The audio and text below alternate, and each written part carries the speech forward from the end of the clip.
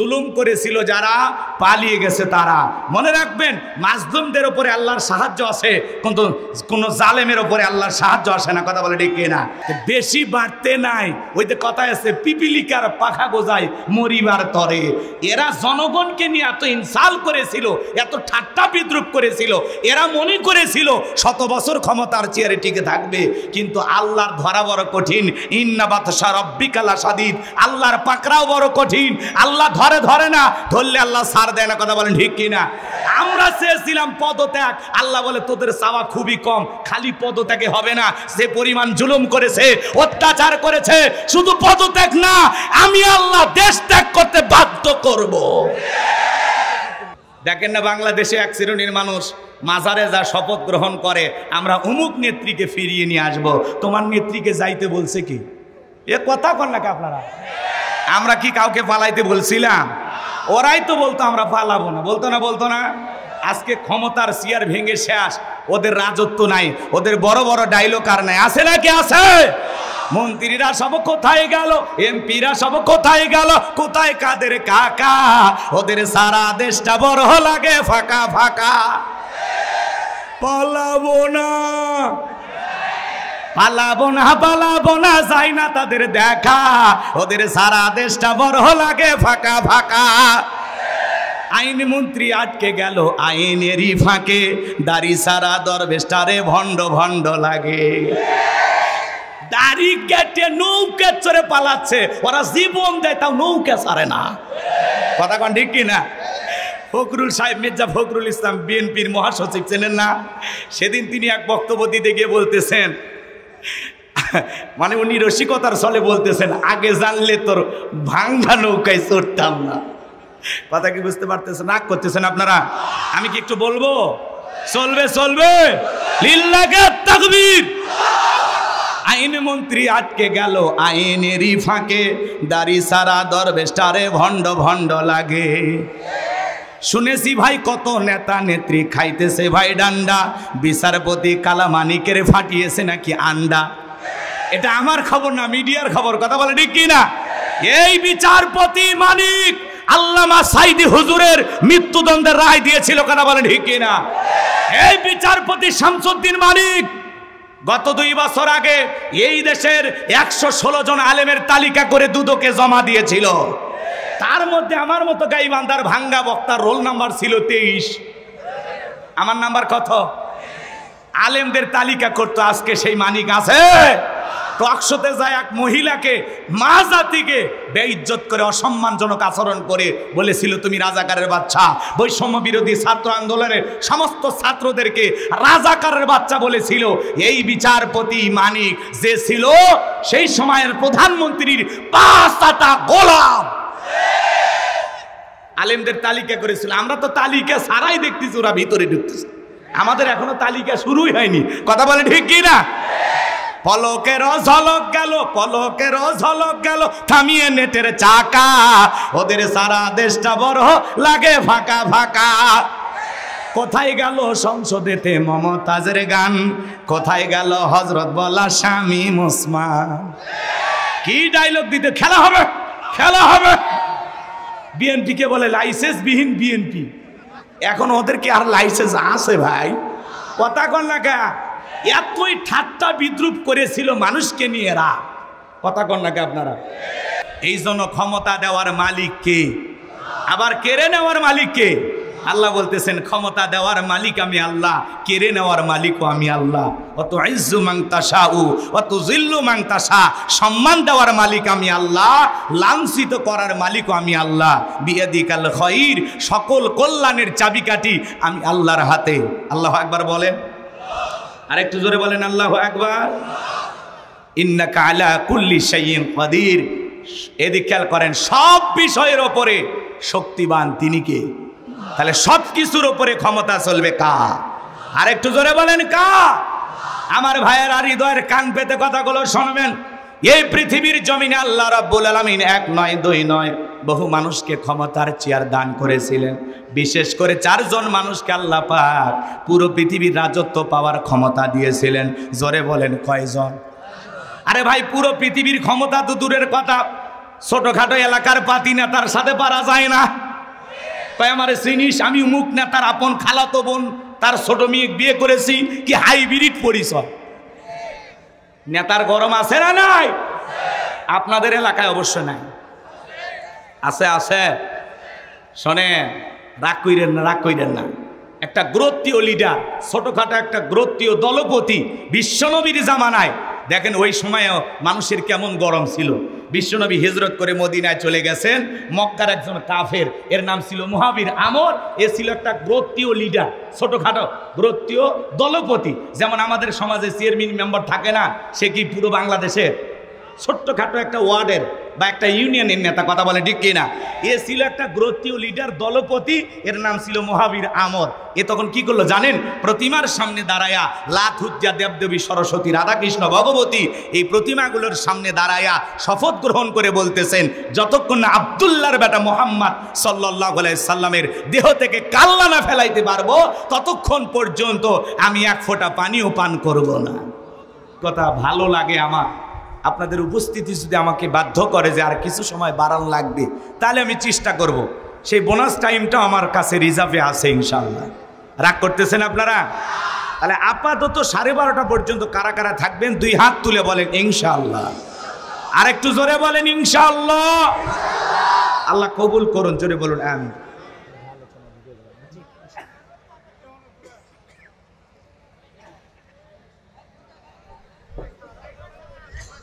সূরার নাম কি বলেছি বলেন? একটু মনে রাখবেন, কারণ বাগমারাতে আরো 2-4 জায়গায় যদি আল্লাহ রিজেকে মাফে আর আমি যদি আসি, সে জায়গায় যা যেন বলতে পারে যে হুজুর আমরা মধুপুরে গেছিলাম, সে জায়গায় কি ওয়াজ করছিলেন? সূরা মুলুক থেকে। মনে থাকবে তো ইনশাআল্লাহ? আমার ভাইয়েরা, আল্লাহর কোরআন থেকে যদি আপনাদের সামনে কথা বলি, বলেন তো বাজান আপনাদের কারো কি কোনো সমস্যা আছে? এই কোরআনের মধ্যে কোনো ভেজাল আছে? কোনো মিথ্যা আছে? কোনো ধোঁকা আছে? আল্লাহ রাব্বুল আলামিন বলেন, যালিকাল কিতাবু লা রাইবা ফীহি। আমার আল্লাহ রাব্বুল আলামিন বলেন, এটি এমন একটি কিতাব, যেই কিতাবের মধ্যে কোনো সন্দেহ নাই, কোনো সংশয় নাই, কোনো মিথ্যা নাই, কোনো ধোঁকা নাই। There is no doubt. বলুন আল্লাহু আকবার। হুদাল্লিল মুত্তাকিন, মুত্তাকি বান্দাদের জন্য গাইডলাইন হিসাবে, পথ প্রদর্শক হিসাবে আসমান থেকে কিতাবটি নাজিল করেছেন কে? এই কিতাব আসছে আপনাকে আমাকে পথ দেখানোর জন্য। কথা বলেন ঠিক কিনা? আল্লাহ রাব্বুল আলামিন বলেন, মিনাজ জুলুমাতি ইলান নূর, অন্ধকার থেকে আপনাকে আলোর পথ দেখানোর জন্য আল্লাহ পাক এই কিতাব নাজিল করেছেন। কথা বলুন ঠিক কিনা? সেই কিতাবের আলোচনা শুনে লাভ না লস? লাভটা কি আমার আল্লাহ জানায় দিলেন, ওয়া ইযা কুরিয়াল কুরআনু ফাসতামিউ লাহু ওয়া আনসিতু লাআল্লাকুম তুরহামুন। সূরা আরাফ আয়াত নাম্বার 204। আমার আল্লাহ রাব্বুল আলামিন জানিয়ে দিলেন, তোমাদের সামনে যখন কোরআন পাঠ করা হয়, কোরআনের আলোচনা করা হয়, চুপ করে কান লাগিয়ে মনোযোগ সহকারে কোরআনের কথাগুলো শ্রবণ করো। যারা চুপচাপ কোরআনুল কারীমের কথাগুলো শ্রবণ করবে, আমার আল্লাহ রাব্বুল আলামিন আসমান থেকে তাদের উপরে আল্লাহ রহমত বৃষ্টির মতো নাজিল করবেন। বলুন সুবহানাল্লাহ। কোরআনের কথাগুলো শুনলে লাভ না ক্ষতি? আল্লাহ তাআলা বলেন, ওয়াযাক্কির ফাইন্নায যিকরা তানফাউল মুমিনিন। সূরা জারিয়ার 55 নম্বর আয়াত। আল্লাহ রাব্বুল আলামিন জানিয়ে দিলেন, যারা আমার মুমিন বান্দা, তাদের সামনে যখন কোরআন দেওয়াজ করা হবে, কোরআন থেকে উপদেশ দেওয়া হবে, এই কথাগুলো শোনার পরে আমার মুমিন বান্দাদের উপকারে আসবে। কোরআনের কথা বললে, কোরআন থেকে বয়ান করলে, কোরআন থেকে আলোচনা পেশ করলে, সেই কথাগুলো শুনে মুমিনদের উপকারে আসবে। কথা বলে ঠিক কি না? আজকের মাহফিলে শুধুমাত্র আলোচনা শুনবেন নাকি বাড়ি পর্যন্ত নিয়ে যাবেন? বাড়ি পর্যন্ত নিয়ে যাওয়ার দরকার আছে না নাই? আজকে অধিকাংশ মুসলমান আলোচনা শোনে কিন্তু প্যান্ডেলে রেখে বাড়িতে যায়। এই জন্য আমরা শুনি ঠিকই, কিন্তু আসলে আমাদের ভিতরে সেইভাবে পরিবর্তন দেখা যায় না। কথা বলেন ঠিক কি? এই জন্য আমরা শুধুমাত্র না, আমি আওয়াজ করবো তো মঞ্চে কথা বলা যাবে না। যা করবেন ইশারায় বাবা, কথা বলবেন, ঠিক আছে? একটু 1-1.5 ঘন্টা চুপ থাকেন, পরে কথা বলুন। এদিক খেয়াল করেন। তাহলে কোরআনের কথা শুনে প্যান্ডেলে রাখবেন না বাড়ি পর্যন্ত নিয়ে যাবেন? জোরে বলেন, বাড়ি পর্যন্ত নিয়ে যাবেন তো ইনশাআল্লাহ? আগেকার মা বোনেরা ভাত রান্না করার সময় একটা চোঙ্গা ছিল, আপনারা চেনেন? এই চোঙ্গাতে ফু দিলে, এই মুখে ফু দিলে ওই মুখ দিয়ে বাতাস বের হয়ে যেত। তো এক শ্রেণীর শ্রোতা আছে, এই কান দিয়ে ঢুকায় এই কান দিয়ে বের করে, মাঝখানে কোনো বর্ডার দেয় না যে একটু আটকায় রাখি, কিছু কথা বাড়িতে নিয়ে যায়। কথা বলেন না কেন? ওই যে এক দাদা নাদির কথা শোনেন নাই? নদী পার হয়ে আওয়াজ শুনতে আসছে, একেবারে আসার সময় কি করছিল জানেন? একেবারে লুঙ্গি খুলে নদী পার হয়ে আসছে। পরে আলোচনা করতে এসে বক্তা বলছে, বাবা ফরজ তরফ করা কবিরা গুনাহ। এইবার শুনে দাদা সে আগের মতো লুঙ্গি খুলে নদী পার হচ্ছে, আর নাতি লুঙ্গিতে হাত দেওয়ার আগে চিন্তা করতেছে, হুজুর বললো ফরজ তরফ করা কবিরা গুনাহ, থাক আমি আজ থেকে আর গুনাহ করবো না, লুঙ্গি ভিজে হলেও নদী পার হব। এবার লুঙ্গি ভিজে নদী পার হইয়া শীতের দিন কাঁপতেছে। এবার দাদা বলতেছে, কিরে নাতি কাঁপিস কেন? আমি কি তোমার মতো যে খুলে পার হয়েছি? আমার তো ভিজে। কি হয়েছে? আমার লুঙ্গি ভিজে গেছে। কয় হাই হাই কি করলি? সারা জীবন আমি ওয়াজ নদীর ওই পারে নিয়ে রেখে আসলাম, আর আজকে তুই ওয়াজটা নদী পার করলি। তার মানে আমলের চিন্তা ভাবনা আমাদের ভিতরে নাই। কথা বলেন ঠিক না? আমল যে করা লাগবে সেই কথা আল্লাহ তাআলা বলতেছেন, আল্লাযীনা ইসতামিউনাল কাওলা ফায়াত্তাবিউনা আহসানাহু উলাইকাল্লাযীনা হাদাহুমুল্লাহু ওয়া উলাইকা হুম উলুল আলবাব।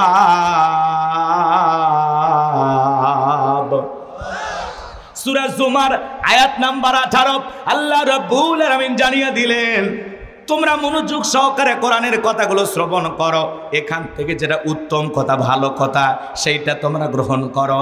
যারা কোরআনের কথাগুলো শোনার পরে এখান থেকে ভালোটা চয়েস করে, ভালোটা গ্রহণ করে, আল্লাহ রাব্বুল আলামিন বলেন উলাইকাল্লাযীনা হাদাহুমুল্লাহু, আমি আল্লাহ পাক তাদের জন্য হেদায়েতের রাস্তাটাকে সহজ করে দেব। খালি আমল করার নিয়তে বাড়ি পর্যন্ত কথা নিয়ে যাবেন, ওই কথাটা কিভাবে আমল করবেন, কিভাবে আমল করলে বান্দার জন্য সহজ হয় সেই রাস্তা তৈরি করে দেবেন কে? আর আল্লাহ বলেন উলাইকা হুম উলুল আলবাব, যারা বুদ্ধিমান তারাই কোরআন থেকে উপদেশ গ্রহণ করে। সুবহানাল্লাহ বলেন। আমি আশা করি রাজশাহীর মানুষ বুদ্ধিমান, আজকের শুধু শোনার মধ্যেই সীমাবদ্ধতা থাকবে না, আমরা বাড়ি পর্যন্ত নিয়ে যাব ইনশাআল্লাহ। ওয়াদা দিয়েছেন 12:30 পর্যন্ত। দয়া করে একজনের মাথা যেন আমি উঁচুতে না দেখি। এই 50 মিনিট আমাকে দেন, ভালো না লাগলে আমি দোয়া করে দেব, কারণ এই কমিটি আমাকে ভালোবাসে, আপনারাও আমাকে ভালোবাসেন। কথা বলেন ঠিক না? আপনারা শুধু হাত তুলে বলবেন হুজুর দোয়া করে দেন, আপনারাও বেঁচে যাবেন, আমিও বেঁচে যাব। কথা কি বোঝেন নাই? গভীর রাত পর্যন্ত আমি কথা বলবো না। সম্মানিত ভাইয়েরা আমার, জবান ছেড়ে সবাই আমার সাথে তিলাওয়াত করুন, আউযু বিল্লাহি মিনাশ শাইতানির রাজীম, বিসমিল্লাহির রাহমানির রহিম। বিতাড়িত মোরদাদ শয়তানের কাছ থেকে আল্লাহ পাকের কাছে আশ্রয় প্রার্থনা চাচ্ছি। পরম করুণাময় অসীম দয়ালু আল্লাহ তাআলার নামে শুরু করছি। সূরার নাম কি? মুলুক। সবাই তেলাওয়াত করুন, যারা পারেন ছোট নারে তেলাওয়াত করুন। আল্লাহ রাব্বুল আলামিন বলেন, তাবারাকাল্লাযী বিয়াদিহিল মুলকু ওয়া হুয়া আলা কুল্লি শাইইন কাদির। আল্লাহ রাব্বুল আলামিন বলেন, মহামান্বিত সেই সত্তা যার হাতে সর্বময় কর্তৃত্ব, রাজত্ব পাওয়ার ক্ষমতা, তিনি হলেন সর্ববিষয়ে শক্তিবান। তাহলে সকল ক্ষমতার একমাত্র মালিককে? আর একটু জোরে বলেন কে? আসমানে ক্ষমতা চলবে কার? জমিনে ক্ষমতা চলবে কার? সকল ক্ষমতার একমাত্র মালিক কে? আল্লাহ রাব্বুল আলামিন বলেন, লিল্লাহি মুলকুস সামাওয়াতি ওয়া মা ফিল আরদ। আকাশ আর জমিনের একচ্ছত্র মালিকানা কার? আর একটু জোরে বলেন কার? আসমান আর জমিনে আল্লাহর চাইতে বড় কেউ আছে? ওয়ালাম ইয়াকুল্লাহু কুফুয়ান আহাদ। আকাশ আর জমিনে আল্লাহর সমকক্ষ, আল্লাহর সমতুল্য আর কেউ নাই। চিৎকার মেরে বলুন আল্লাহু আকবার। তাহলে সকল ক্ষমতার একমাত্র মালিক কে? সেই জন্য আল্লাহ রাব্বুল আলামিন বলেন, তাবারাকাল্লাযী বিয়াদিহিল মুলকু ওয়া হুয়া আলা কুল্লি শাইইন কাদির। মহামান্বিত সেই সত্তা যার হাতে সর্বময় কর্তৃত্ব রাজত্ব পাওয়ার ক্ষমতা, তিনি হলেন সর্ববিষয়ে শক্তিমান। তাহলে সকল ক্ষমতার একমাত্র মালিক কে? আর একটু জোরে বলেন কে? তাহলে আল্লাহর চাইতে বড় ক্ষমতাধর কেউ আছে? জোরে বলেন আছে? তাহলে দুনিয়াতে যারা ক্ষমতায় থাকে এরা কি? আপনাদের রাজশাহী থেকে একটা ছেলে যদি ঢাকায় চাকরি করে, 5-10 বছর যদি একটা বাসা ভাড়া নিয়ে থাকে, ওর পরিচয় হলো ভাড়াটিয়া। ওর পরিচয় কি? ওর পরিচয় কি? তো কিছু কিছু মানুষকে আল্লাহ পাক 5 বছর, কাউকে 10 বছর, কাউকে 15 বছর, কাউকে 20 বছর ক্ষমতার চেয়ারটা ভাড়া দেয়। ওদের পরিচয় হলো ভাড়াটিয়া। ক্ষমতার মালিক কেউ চিরস্থায়ী নয়। ক্ষমতার মালিক কে? আর একটু জোরে বলেন কে? ক্ষমতা দেওয়ার মালিক কে? আল্লাহ রাব্বুল আলামিন বলেন, কুলিল্লাহুম্মা মালিকাল মুলকি তুতিল মুলকা মান তাশাউ ওয়া তানজিউল মুলকা মিম্মান তাশা ওয়া তুইজ্জু মান তাশাউ ওয়া তুযিল্লু মান তাশা বিয়াদিকাল খায়র ইন্নাকা আলা কুল্লি শাইইন কাদির। সূরা আলে ইমরান আয়াত নাম্বার 26 আল্লাহ রাব্বুল আলামিন জানিয়ে দিলেন, রাজত্ব দেওয়ার মালিক আমি আল্লাহ। ক্ষমতা দেওয়ার মালিক কে? ক্ষমতা দিলে যে একজনকে সম্মান দেওয়া হলো এমনটা নয়। ক্ষমতার সম্মান দুটা ভিন্ন জিনিস। কথা বলেন না কেন? এই পৃথিবীর জমিনে অনেক মানুষকে আল্লাহ ক্ষমতার চেয়ারে বসায়াও জুতার বাড়ি খাওয়ায়া ক্ষমতার চেয়ার থেকে নামাইছে। কথা বলেন না কেন? আমরা নিজের চোখে মিডিয়ার কল্যাণে দেখেছি। ভাই কথা তো বলতেছেন, একটু বসেন বসেন, এদিক খেয়াল করেন। অস্থির হয়ে গেছেন আপনারা না? সম্মানিত ভাইয়েরা আমার, এদিক খেয়াল করেন। শ্রীলঙ্কার প্রেসিডেন্ট আপনারা দেখেছেন, এই শ্রীলঙ্কার নেতারা যখন জনগণের উপরে জুলুম করেছিল, জনগণের উপরে অত্যাচার করেছিল, জনগণ অতিষ্ঠ হয়ে নেতাকে বাগে পাইয়া নেতার শরীরের কাপড় খুলে হাফ ল্যাংটা বানাইছিল। কথা বলেন ঠিক কিনা? ভাগ্যিস ভালো সেদিন হাফ প্যান্ট পরা ছিল। কথা বলেন ঠিক কিনা? এই জন্য এই দুনিয়ার জমিনে অনেক মানুষকে আল্লাহ ক্ষমতার চেয়ার দান করার পরেও লাঞ্ছিত করেছেন। কথা বলেন ঠিক কিনা? কাউকে জুতার বাড়ি খাওয়াইছেন, কাউকে জনগণের সামনে কাপড় খুলে ক্ষমতার চেয়ার থেকে নামাইছে। কথা বলেন ঠিক কিনা? তাহলে ক্ষমতা দেওয়ার মালিক কে? যারা ক্ষমতা পাওয়ার পরে আদল ইনসাফ প্রতিষ্ঠিত করে, ন্যায় বিচার কায়েম করে, মানুষের জন্য কাজ করে, ইসলাম আলাদের পক্ষে কাজ করে, এই জমিনে আল্লাহ দ্বীনকে বাস্তবায়ন করার জন্য যারা কাজ করে, আল্লাহ পাক অনেক মানুষকে ক্ষমতার চেয়ার দান করার পরে যারা দুনিয়াতে ন্যায় বিচার কায়েম করে, আদল প্রতিষ্ঠিত করে, ক্ষমতার চেয়ারে থাকার পরেও ওই মানুষগুলোর নাম ইতিহাসের সোনালী পাতায় লেখা থাকে। কথা বলে ঠিক কিনা? আর যারা ক্ষমতা পাওয়ার পরে জুলুম করে, অত্যাচার করে, মানুষের রক্ত নিয়ে খেলা করে, জনগণের সাথে তামাশা করে, জনগণের হক সঠিকভাবে আদায় করে না, ক্ষমতা পাওয়ার পরে যারা জুলুম করবে, অত্যাচার করবে, মানুষ তাদেরকে স্মরণ করবে, ইতিহাসের কালো পাতায় তাদের নাম লেখা থাকবে। কথা বলেন ঠিক কিনা?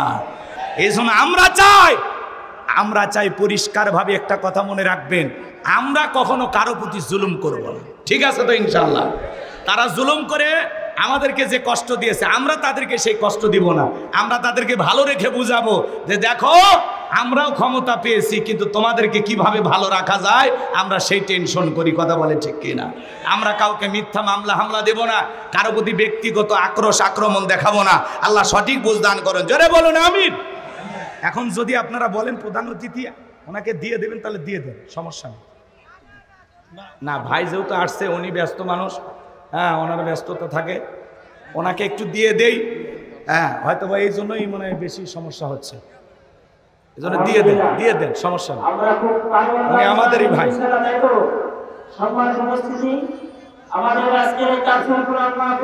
দেয়, এটাই কাফেরদের সহ্য হইতো না।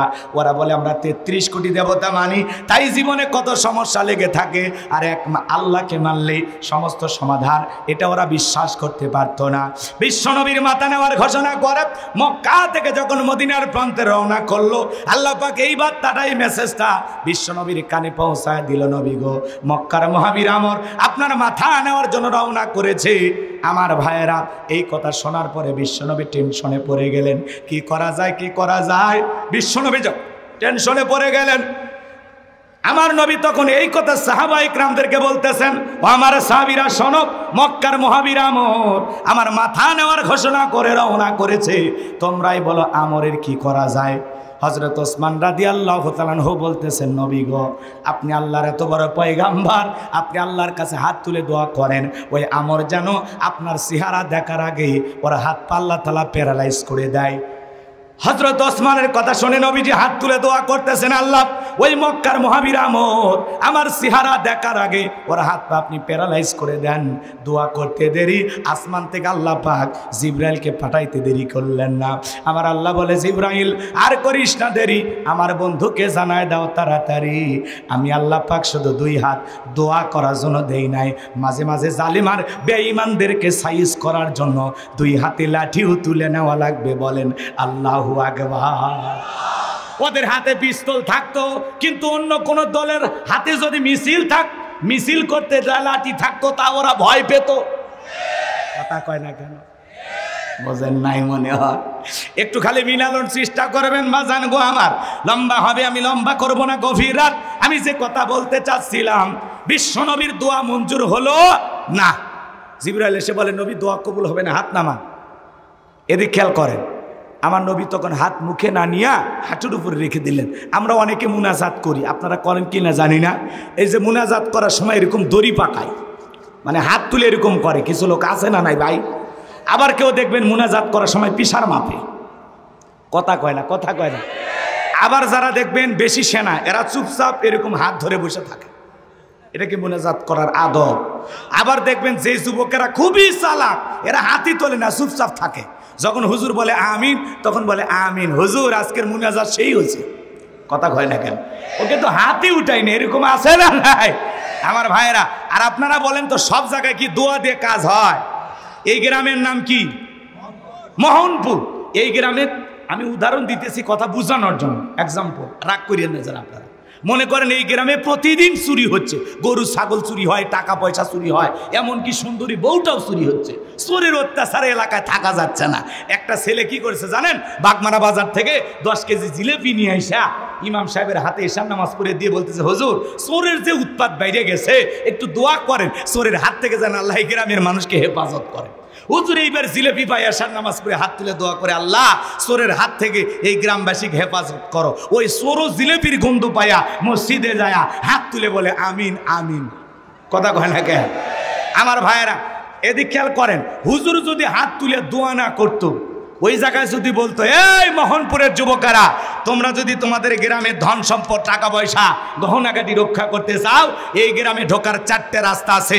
4 রাস্তার মোড়ে মোড়ে মাকরিব থেকে 4 জন করে যুবক বাংলার লাঠি নিয়ে দাঁড়ায় থাকবা। চোরকে দেখা মাত্রই ওই লাঠি দিয়ে এমন পিটাইবা যাতে 6 মাসে হাসপাতালের বেড থেকে মাজা সোজা করার ক্ষমতা না থাকে। চোরকে হাত তুলে আমিন কইতো নাকি তওবা করে ভালো হয়ে যেত? এই জন্য চুরি বন্ধ করতে হলে শক্ত আইন লাগবে। কথা বলে ঢেকে না? আল্লাহ আইন দিয়েছেন, আল্লাহ আইন দিয়েছেন 1500 বছর আগে চোর যদি চুরি করে হাত কেটে দাও। এই আইন আমাদের কাছে ভালো লাগে না। এই সমাজের নেতারা বলে না ওটা ব্যাকডেট, ওটা বহুদিন আগের পুরাতন আইন, ওগুলো দিয়ে চলবে না। আমরা বলি একবার খালি টেস্ট করে দেখেন। কথা কয় না? সূরা মায়দার ভিতরে আল্লাহ পাক পরিষ্কারভাবে বলেছেন, চোর নারী হোক আর পুরুষ হোক, যদি চোর চুরি করে এটা যদি প্রমাণিত হয়, একটা চোরের হাত কেটে যদি বাইতুল মোকাররমের সামনে মিডিয়ার মাধ্যমে ফলাও করে প্রচার করা হতো যে বাংলাদেশে আইন পাস করা হলো, চোর যদি চুরি করে হাত কেটে দেওয়া হবে, একটা চোরের হাত কেটে বিচার করে দেখেন বাকি চোরেরা তওবা করে আল্লাহর ওলি হয়ে যাবে। কিন্তু সরিষাই ভূত কারা কারা বন্ধ করবে? ওরা দুর্নীতির পাহাড় জমাইছিল, কথা বলে ঠিক কিনা? 11 লক্ষ কোটি টাকা দুর্নীতি করে বিদেশে পাচার করেছে। এই দেশে পাহাড় সমপরিমাণ ঋণের বোঝা চাপায়া দিয়া, এই দেশের অর্থনীতির মাজাকে ভেঙে দিয়া, রিজার্ভ শূন্য করে দিয়া ওরা দেশ ছেড়ে পালিয়ে গেছে, কথা বলে ঠিক কিনা? এই দেশের হাল ধরে এই দেশ চালানো খুব কঠিন এখন, কথা কয় না? রাগ করতেছে। যত উন্নয়ন তত ডাকাতি করছে। বরাদ্দ হয়েছে 100 কোটি, খাইছে ওরা 90 কোটি। মাত্র 10 কোটি টাকার কাজ করছে, কথা বলে ঠিক কিনা? মাঝে মাঝে দেখেন না এমন রাস্তাঘাট করে রাখছে, হাইরি হাইরি রাস্তাঘাট বরাদ্দ করছে যে কত কোটি টাকা, খাইতে খাইতে অবস্থা এমন শেষ, খালি কোনো মতে কালো পিস, আলকাতরা দিয়ে খালি কালো পিস রাস্তার উপরে রেখে গেছে, ছাগল পেশাব করলেও সরে যাচ্ছে, কথা কন ঠিক কিনা? রাগ কইরেন না, রাগ কইরেন না, কষ্ট হচ্ছে নাকি আপনাদের? তাহলে প্রত্যেকটা টাকার দুর্নীতির বিচার বাংলাদেশে হবে। যারা এই দেশের টাকা পাচার করে বিদেশে বাড়ি বানাইছে, প্রত্যেকটা নেতার বিচার বাংলাদেশে হবে, কথা বলে ঠিক কিনা? খালি সময় আসতে দেন, কথা কয় নাকি? রাগ করতেছেন মনে হয়। বাজান গ, এজন্য চুরি বন্ধ করতে হলে লাগবে কার আইন? আরো জোরে বলেন কার আইন? আল্লাহর আইন এই জমিনে চালু হোক। কারা কারা চান 2 হাত তুলে দেখান। লিল্লাহে তাকবীর। আল্লাহ এই জমিনকে কোরআনের জন্য কবুল করুন, জোরে বলুন আমিন। হাত নামান সম্মানিত ভাইয়েরা আমার। আমার নবী ডেকে বলে, আমার সাহাবীরা, আল্লাহ তাআলা দোয়া কবুল করে নাই, তোমরাই বলো কি করা যায়। সাহাবা ইকরামদেরকে ঘোষণা করে বলতেছেন, আমার সাহাবীরা, দোয়া কবুল হয় নাই, আল্লাহ তাআলা দোয়া কবুল করে নাই। জিবরাইল ডেকে বলে, নবী আপনি সাহাবীদের মধ্যে বলে দেন এমন কেউ কে আছে যে আমরের সাথে মোকাবেলা করবে। আমার নবী তখন ডেকে বলেন, ও আমার সাহাবীরা, তোমাদের মধ্যে এমন কেউ কে আছো যে আমরের সাথে মোকাবেলা করবা? বিশ্ব নবীর কোন সাহাবী দাঁড়ায় না, হযরত আলী দাঁড়িয়ে গেলেন। বলুন আল্লাহু আকবার। আমার নবী ডেকে বলে, আলী রে, তুমি ছোট মানুষ না বুঝে কেন দাঁড়াইছো? তুমি কি জানো ওই মক্কার মহাবীর আমর একবেলা খাবার খাই 21 কেজি 3.5 মণ ওজনের তরবারি নিয়ে যুদ্ধ করে, এত বড় বীরের সামনে কেমনে যাইবা? তুমি বসে পড়ো। আমার ভাইয়েরা, হযরত আলী রাদিয়াল্লাহু তাআলা বসে পড়লেন। নবীজি দ্বিতীয়বার বললেন, আবারও হযরত আলী দাঁড়িয়ে গেলেন। নবীজি যখন তৃতীয়বার বললেন, আবারও হযরত আলী দাঁড়িয়ে গেছেন। নবী তখন 2টা হাত বাড়া বলে, আলী রে, আয় আমার বুকের ভিতরে আয়। এই কথা বলে বিশ্বনবী হযরত আলীকে বুকের সঙ্গে জড়ায় নিলেন।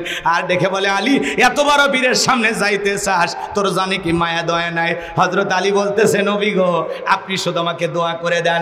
আমার ভিতরের ঈমান বলতেছে ওই আমর আপনার চেহারা দেখার আগে ওরে আমি জমিন থেকে বিদায় করে দেব। ঈমানের একটা পাওয়ার থাকা দরকার আছে না নাই?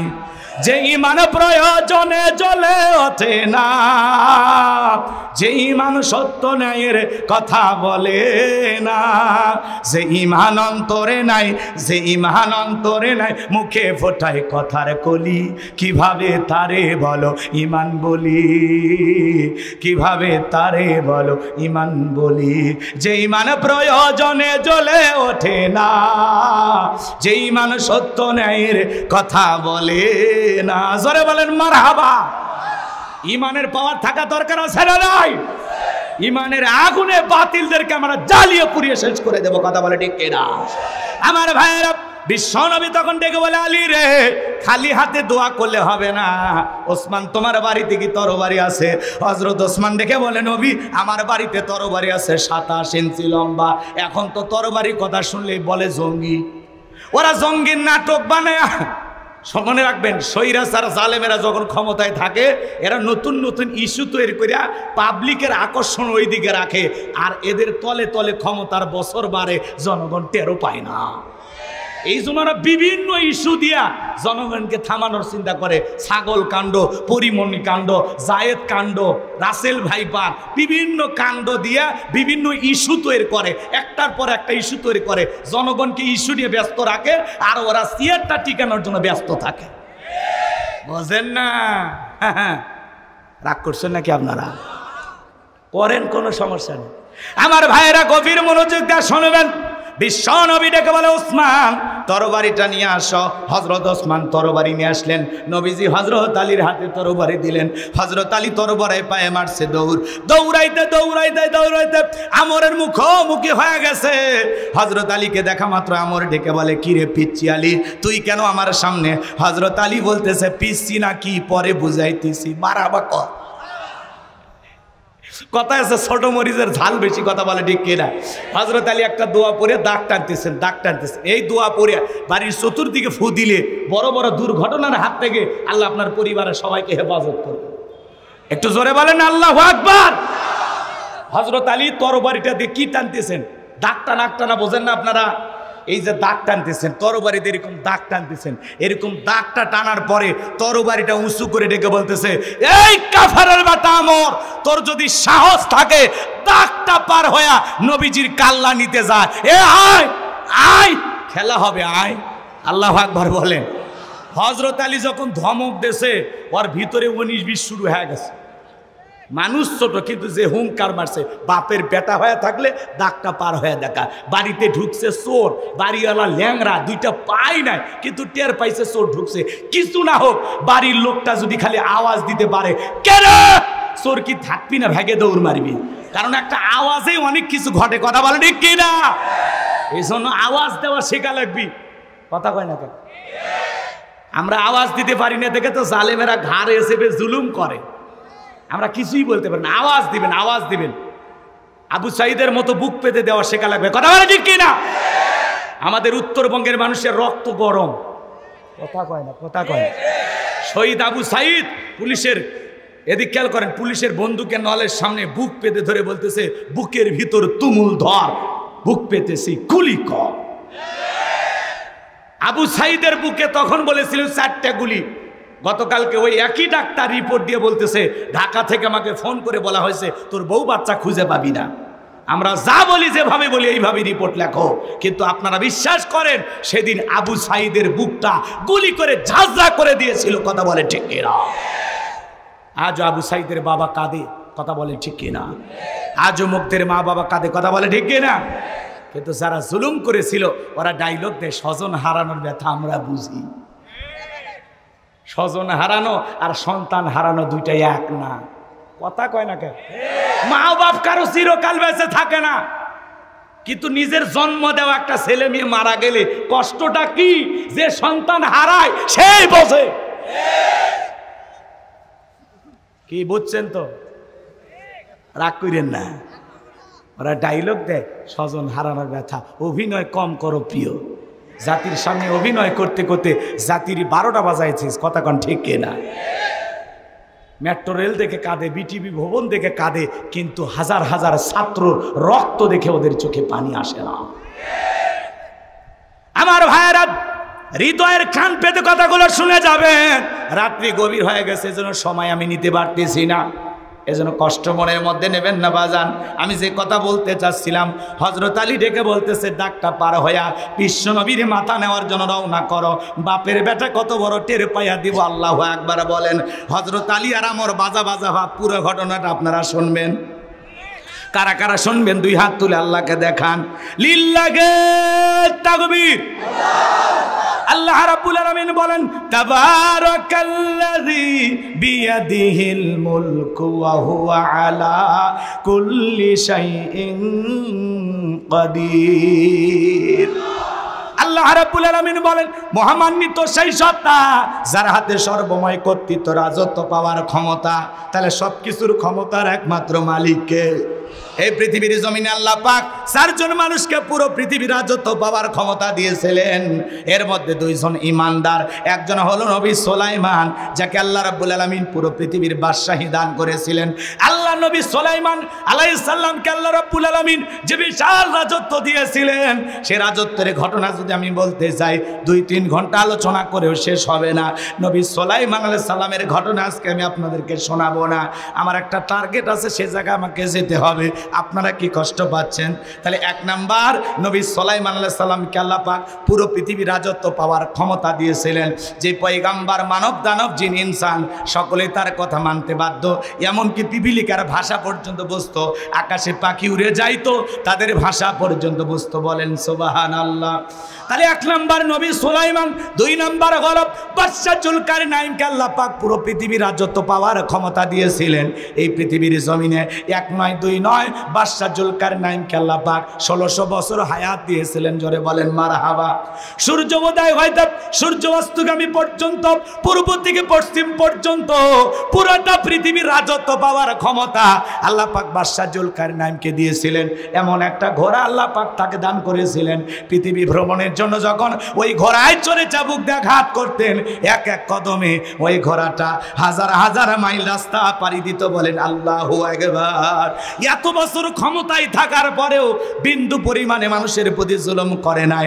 সারাটা জীবন মানবতার কল্যাণে কাজ করে গেছেন বাদশা জুলকারনাইন। বলেন আল্লাহু আকবার।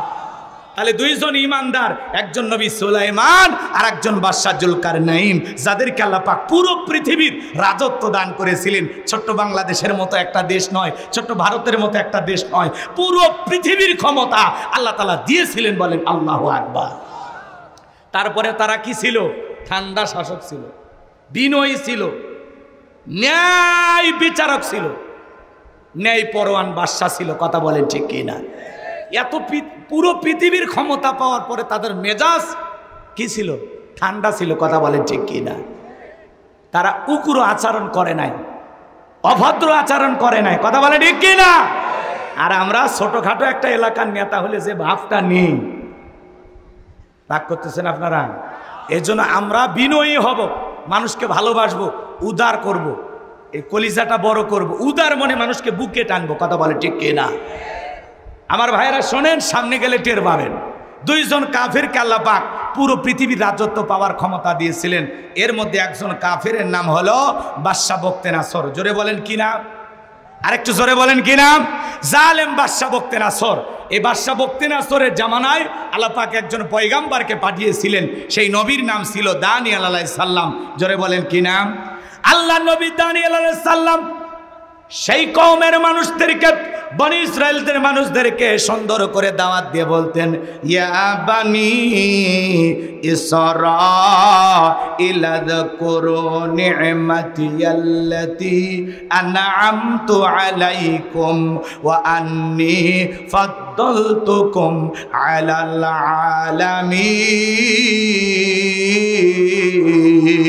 আলামিন। আল্লাহর নবী দানিয়েল আলাইহিস সালাম ডেকে বলে, ও বনি ইসরাইল উম্মতেরা, খবরদার দাম্ভিকতা করো না, অহংকার করো না। তোমাদের বাপ দাদারা চাকর ছিল, কৃতদাস ছিল, গোলাম ছিল। সেই গোলামির জিন্দিগি থেকে, দাসত্বের জিন্দিগি থেকে আল্লাহ পাক তোমাদেরকে মুক্ত করেছেন, স্বাধীন করে দিয়েছেন। বিদায় গাছের পূজা করো না, মাছের পূজা করো না, চন্দ্রের পূজা করো না, সূর্যের পূজা করো না, এক আল্লাহর ইবাদত করো। বনি ইসরাইলের উম্মতেরা ডেকে বলে, ও পয়গাম্বর, পুরান দিনের গল্প শোনায় লাভ নাই, বাপ দাদা কি করেছিল সেইটা আমরা জানতে চাই না। এখন আমরা বড় শান্তিতে আছি, টাকা পয়সা, ঘর বাড়ি, কোনো কিছুর অভাব নাই। আল্লাহ নবী দানিয়েল আলাইহিস সালাম তাদেরকে সুন্দর করে দাওয়াত দিলেন, কিন্তু নবী দানিয়েলের দাওয়াত তারা কোনো মতেই গ্রহণ করলেন না। তারা যখন দাম্ভিকতা করতে লাগলেন, আল্লাহ নবী দানিয়েল আলাইহিস সালাম দিনে দাওয়াত দেয়, রাতে দাওয়াত দেয়, সকালে দাওয়াত দেয়, বিকেলে দাওয়াত দেয়, কোনো মতেই যখন বনি ইসরাইল উম্মতেরা দাওয়াত গ্রহণ করলেন না। কারণ বনি ইসরাইলের জাতিরা ছিল চালাক, এরা ছিল ঠেটা। এরা কি ছিল? এরা সহজে কোনো কিছু বিশ্বাস করতো না। নবী যদি বলতো আযাব আসবে, বলে আগে আযাব নিয়ে আসেন, আগে আযাব দেখি তারপরে ঈমান আনবো। এরকম চালাক ছিল এরা। কথাকে বুঝতে পারতেছেন? এরা চোখে না দেখা পর্যন্ত সহজে বিশ্বাস করতো না। কথাকে বুঝতে পারতেছেন? তো আল্লাহ নবী দানিয়েল আলাইহিস সালাম সুন্দর করে বুঝাইলেন, কোনো মতেই যখন দাওয়াত গ্রহণ করলো না, আল্লাহ নবী দানিয়েল আলাইহিস সালাম তখন তাদেরকে বলল, সতর্ক করার জন্য বলল, ও বনি ইসরাইল উম্মতেরা, ও আমার কওমের লোকেরা, শোনো, কোন জাতির মানুষ যখন দাম্ভিকতা করে, অহংকার করে, খোদাদ্রোহী হয়ে যায়, তখন আল্লাহ পাক ওই জাতির উপরে দুই ধরনের আযাব আর গজব পাঠায়। এক নাম্বার হলো আসমান জমিনের গজব দিয়া আল্লাহ হয় তাদেরকে ধ্বংস করে দেবে, আর না হয় তাদের ভাগ্যে জালেম শাসক পাঠায় দেবে। জনগণ হবে যেমন, নেতাও হবে তেমন। একটু অপেক্ষা করে, বুঝতে পারবেন খাপে খাপ মমতাজের বাপ। খালি লাইন মিলায়ে নেবেন, সময় কম বেশি ভেঙে বলতে পারবো না। কষ্ট হচ্ছে নাকি আপনাদের? এইবার আল্লাহর নবী দানিয়েল আলাইহিস সালামের কথা তারা কর্ণপাত করলেন না, ঘৃণা ভরে প্রত্যাখ্যান করলেন। আল্লাহ পাক তখন ওই কওমের উপরে, ওই জাতির উপরে, ওই বনি ইসরাইল উম্মতের উপরে বাদশাহ বক্তেনাসরকে পাঠায়া দিলেন। বাদশাহ বক্তেনাসর ক্ষমতার চেয়ারে বসার পরে ঘর বাড়ি থেকে টাকা পয়সা লুটপাট করে নিয়ে যেতে লাগলেন। শুধু কি তাই, নিরপরাধ অসংখ্য মানুষকে জেলখানায় বন্দী করলেন। আল্লাহর নবী দানিয়েল আলাইহিস সালাম সহ তার ৭০,০০০ উম্মতকে জেলখানায় বন্দী করলেন। তাহলে নবী মানুষ কোন জায়গায়? কথা কয় না কে? তাহলে নবীরা যদি জেলখানায় যায়, আজকে যারা নাইবে রাসূলের ভূমিকা পালন করবে, যারাও দ্বীনের দাওয়াত দিবে, সঠিক মেসেজ জাতিকে বুঝাবে, যারা আল্লাহর জমিনে আল্লাহর আইনের কথা বলবে, দেখবেন ওদেরকে টার্গেট করে জেলখানায় ঢুকাবে। কথা বলেন ঠিক কিনা? এই জন্য মনে রাখবেন, নাইবে রাসূলের ভূমিকা পালন করতে গেলে নবীদের সুন্নত মোতাবেক মাঝে মাঝে এই দেশের হকপন্থী আলেমদেরকে জেলে যেতে হয়। আর আলেমেরা জেলখানায় গেলে সম্মান কমে না বাড়ে? চোর ডাকাত জেলখানায় গেলে মানুষ ঘৃণা করে, ওদেরকে ভুলে যায়, ওদের ফাঁসি চায়। আর আলেমেরা জেলখানায় গেলে তাদের সম্মান বাড়ে। আলেমদের হাতে ডান্ডা বিড়ি দেখে মানুষ কান্না করে। কথা বলে ঠিক কিনা? আর এখন ওদের হাতে ডান্ডা বিড়ি নাই, খালি রশি লাগানো দেখে জনগণ হাসে আর খেপে আর বলে, কেন এদের হাতে পায়ে ডান্ডা বিড়ি লাগানো হচ্ছে না? কথা বলেন ঠিক কিনা? রাগ করতেছে? এতিমের মতো সবগুলো হাজিরা দেয়, দেখেন না? রাগ করতেছেন আপনারা? করেন, সমস্যা নাই। আমার ভাইয়েরা, ওটা হলো চোখের শান্তি। মাত্র 2 মাসের ব্যবধান। আজকে বিএনপির নেতার নাম পোস্টারে প্রধান অতিথি। এটা কি 2 মাস আগেও ভাবা গেছে? কি বড় ভাই কামাল ভাই, ভাবা গেছে? জামাতের কোন নেতার নাম পোস্টারে থাকবে, এটা ভাবা গেছে? জামাতের নাম, জামাত আর বিএনপির লোকের নাম পোস্টারে দেওয়া তো দূরের কথা, তাদেরকে অতিথি হিসেবে যদি মঞ্চে বসায় তাও 2 গাড়ি পুলিশ আসতো। কথা কয় না কেন? তাহলে এই যে সুন্দর সময় আল্লাহ তাআলা দান করেছেন, তাহলে শুকরিয়া হবে কার? এই জন্য আল্লাহ তাআলা বিজয় দিলে উশৃঙ্খল হওয়া যাবে না, বদমেজাজি হওয়া যাবে না, রাগ দেখানো যাবে না। বিনয়ের সহিত মাথা নত করে সিজদা দিয়ে শুকরিয়া আদায় করা যাবে। লাফালাফি করলে হবে না। কথাকে বোঝা গেল? ওরা যা করেছে সেখান থেকে শিক্ষা গ্রহণ করা লাগবে। ওদের মতো আমরা হতে চাই না। নতুন যারা নেতৃত্ব দিবে বাংলাদেশে, তাদেরকে বলবো অন্তত এদের ইতিহাস থেকে আপনারা শিক্ষা গ্রহণ করবেন। কথা বলে ঠিক কিনা? আমার ভাইয়েরা সামনের দিকে যায়। অনেকে ভাবতেছে হুজুর রাজনীতি করতেছে, এগুলো বাস্তবতা। এগুলো কি? আপনাদেরকে সচেতন করার জন্য বলতেছি, আর কিচ্ছু না। আর ঘুমাইলে হবে না। কথা বলে ঠিক কিনা? কষ্ট হচ্ছে আপনাদের? তাহলে আল্লাহর নবী কোন জায়গায়? তাহলে আলেমেরা জেলখানায় গেলে কি আপনারা রাগ করবেন? তাহলে নবীরাও জেলখানায় যায়। আবার যারা আল উলামা ওরাসাতুল আম্বিয়া, ওলামা ইকরাম হলেন সকল নবীদের ওয়ারিস। এজন্য মাঝে মাঝে দেখবেন যারা কোরআনের মুফাসসির হবে, দ্বীনের দায়ী হবে, এদেরকেও জেলখানায় যাওয়া লাগবে। কথা বলে ঠিক কিনা? আল্লামা সাইদি হুজুরকে ওরা 13 বছর বন্দি রেখেছিল। কথা বলে ঠিক কিনা? এরপরে কি মানুষের ভালোবাসা কমছে? হ্যাঁ, মৃত্যুর পরে লক্ষ লক্ষ মানুষকে জানাজায় বাধা দিয়েছিল, তারপরে থামাইতে পারে নাই। আল্লাহু আকবার বলেন। নিজের মা বাবা মারা গেলে এতটা কাঁদে না, আল্লামা সাইদি হুজুরকে হারিয়ে মানুষ যতটা কান্না করেছিল। আমিরে জামাত এক জায়গায় বক্তব্য দিতে গিয়ে তিনি বলেছেন যে আল্লামা সাইদি হুজুরের 2টা স্বপ্ন ছিল। জেলখানায় যখন মাঝে মাঝে দেখা হতো, আমাকে জড়িয়ে কান্না করতেন আর বলতেন, আমি আল্লাহর কাছে 2টা জিনিস চাই। আমার 1 নম্বর আশা, যদি আল্লাহ তাআলা আমাকে জেলখানা থেকে মুক্ত করে আর একটা বার কোরআনের ময়দানে গিয়ে আমাকে জনগণের সামনে একটা আয়াতের তাফসীর করার সুযোগ আল্লাহ করে দিতেন। এই দেশের মানুষকে তিনি কত ভালোবাসতেন, এই তাফসীর ময়দানকে তিনি কতটা ভালোবাসতেন। আল্লাহু আকবার বলে আমি যদি জেলখানা থেকে বের হয়ে একবার কোরআনের মঞ্চে যায়, তাফসীর মাহফিলে যায়, একটা আয়াতের তাফসীর যদি আমি দেশবাসীকে শোনাইতে পারতাম, সুবহানাল্লাহ। তার 2 নম্বর আশা ছিল যে আমাকে আল্লাহ যদি জেলখানা থেকে বের করে, আমি যেন আল্লাহর ঘরে সোনার মক্কা মদিনায় গিয়ে আমি যেন আল্লাহর পবিত্র বাইতুল্লাহ জিয়ারত করে ওখানে মাথা নত করে আল্লাহকে সিজদা দিতে পারি। এই জন্য ভাইয়ের আমার, মুমিনের সব আশা তো দুনিয়াতে পূরণ হয় না। আল্লাহ কিছু রিজার্ভে রেখে দেন। কথা বলে ঠিক কিনা? আমরা বিশ্বাস করি এর চাইতে উত্তম প্রতিদান আল্লামা সাইদি হুজুরকে আল্লাহ দান করবেন। আল্লাহ কবুল করুন, জোরে বলুন আমিন। আল্লাহ পাক তাকে জান্নাতের উচ্চ মাকাম দান করুন, জোরে বলুন আমিন। আমার ভাইয়েরা, আল্লাহ নবী দানিয়েলাম ডেকে বলে, আমার উম্মতেরা, কই গেল তোমাদের টাকার অহংকার, কই গেল সুন্দরী বইয়ের অহংকার? এই যে দেখো জালেম বাদশা ঘাড়ে চেপেছে, ঠিকই তো জেলখানায় বন্দি করলো, এখনো বলো তোমরা কি করবা? এইবার উম্মতরা কেঁদে বলে, নবী আপনার কথা যে দিবালকের মতো সত্য হবে এটা আমরা বুঝতে পারি নাই। ও আল্লাহর নবী দানিয়াল, এখন থেকে আমরা এক আল্লাহর ইবাদত করব, আমরা তওবা করে ফিরে আসতে চাই, আর গাছের পূজা করব না, চন্দ্রের পূজা করব না, এখন থেকে এক আল্লাহর ইবাদত করব। আল্লাহ নবী দানিয়াল দেখে বলে, শোনো, সত্যি যদি তোমরা তওবা করে আল্লাহর গোলামি করতে চাও, আল্লাহর পথে ফিরে আসতে চাও, মনে রাখবেন মায়ের কাছে সন্তান কান্না করলে যেমন মা সেই সন্তানকে ক্ষমা না করে থাকতে পারে না। আমার ভাইয়েরা, নবীদের কাছে উম্মতেরা যখন কাকুতি মিনতি করে, নবীদের অন্তরে উম্মতের জন্য মায়ের মতোই দয়া মায়া থাকে। বলেন মারহাবা। দিকে বলে, আমার উম্মতেরা কান্না করতে হবে না, তোমরা যদি সত্যি আল্লাহর ইবাদত করতে চাও, তওবা করে ফিরে আসতে চাও, আজকে রাত 12টার পরে আমি যখন আল্লাহ বলে ডাক দেব, আমার সঙ্গে ঘুম থেকে জাগ্রত হইয়া তোমরা আল্লাহ বলে ডাক দিবা। মনে রাখবা, একমাত্র আল্লাহই পারে জালেমের জেলখানা থেকে মুক্ত করার ব্যবস্থা করে দিতে। রাত 12টার পরে আল্লাহ নবী দানিয়েলাইহিস সালাম সমস্ত উম্মতদেরকে নিয়ে আল্লাহ বলে ডাক দিয়েছেন।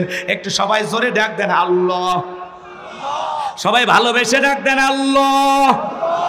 আমার ভাইয়েরা, আল্লাহ নবী দানিয়েলাইহিস সালাম যখন আল্লাহ বলে ডাক দিয়া সিজদায় লুটিয়ে পড়লেন, চোখের পানি ছেড়ে দিয়ে কাঁদে আর ডেকে বলে, আল্লাহ আমার উম্মতেরা ভুল বুঝতে পেরেছে, তারা তওবা করে ফিরে এসেছে, এখন থেকে তারা একমাত্র আপনার গোলামি করবে। আল্লাহ নবী দানিয়েলাইহিস সালাম যখন কেঁদে কেঁদে দোয়া করে, আল্লাহ পাক বলে, ও পয়গম্বর আর কান্না করতে হবে না, দোয়া আমি আল্লাহ পাক কবুল করে নিয়েছি, আর অসিরে জালেম বাদশা বক্তে নাসরের জেলখানা থেকে মুক্ত করার ব্যবস্থা করে দিচ্ছি। বলেন মারহাবা। আমার ভাইয়েরা, ওই রাত্রিতে আল্লাহ পাক বাদশাহ বক্তে নাসরকে এমন একটা মারাত্মক ভয়ঙ্কর স্বপ্ন দেখায়া দিল। ওই স্বপ্ন দেখা জালেম বাদশাহ বক্তে নাসর চিৎকার মেরে উঠছে। আশেপাশের লোকজন, নিরাপত্তা কর্মী যারা ছিল, দৌড়ে এসে বলে, নেতা এত জোরে চিৎকার মারলেন, ব্যাপারটা কি? বলে, সিহারা দেখে বোঝো না, আমি একটা মারাত্মক স্বপ্ন দেখেছি, এই স্বপ্নের কথা আগামীকালকে আমি বলবো। এই দেশের যত স্বপ্নের তাবির কারো কাছে স্বপ্নের ব্যাখ্যা বলতে পারে, ওদেরকে আমার দরবারে নিয়ে আসো। পরের দিন সকালবেলা হাজার হাজার স্বপ্নের তাবির কারকদেরকে বাদশাহর দরবারে উপস্থিত করা হলো। এইবার জালেম বাদশাহ বক্তে নাসর যখন স্বপ্নের কথা বলতে যাবে, ওই মুহূর্তে আল্লাহ পাক বাদশার মাথার মেমোরিতে থাকা সমস্ত কথাগুলো নিয়ে যায় আল্লাহ নবী দানিয়েলাইহিস সালামের মাথার মেমোরিতে সেভ করে দিলেন। জোরে বলেন মারহাবা। হে যুবক, একটা মোবাইলে যা আছে শেয়ারের মাধ্যমে আর একটা মোবাইলে পার করা সম্ভব কিনা?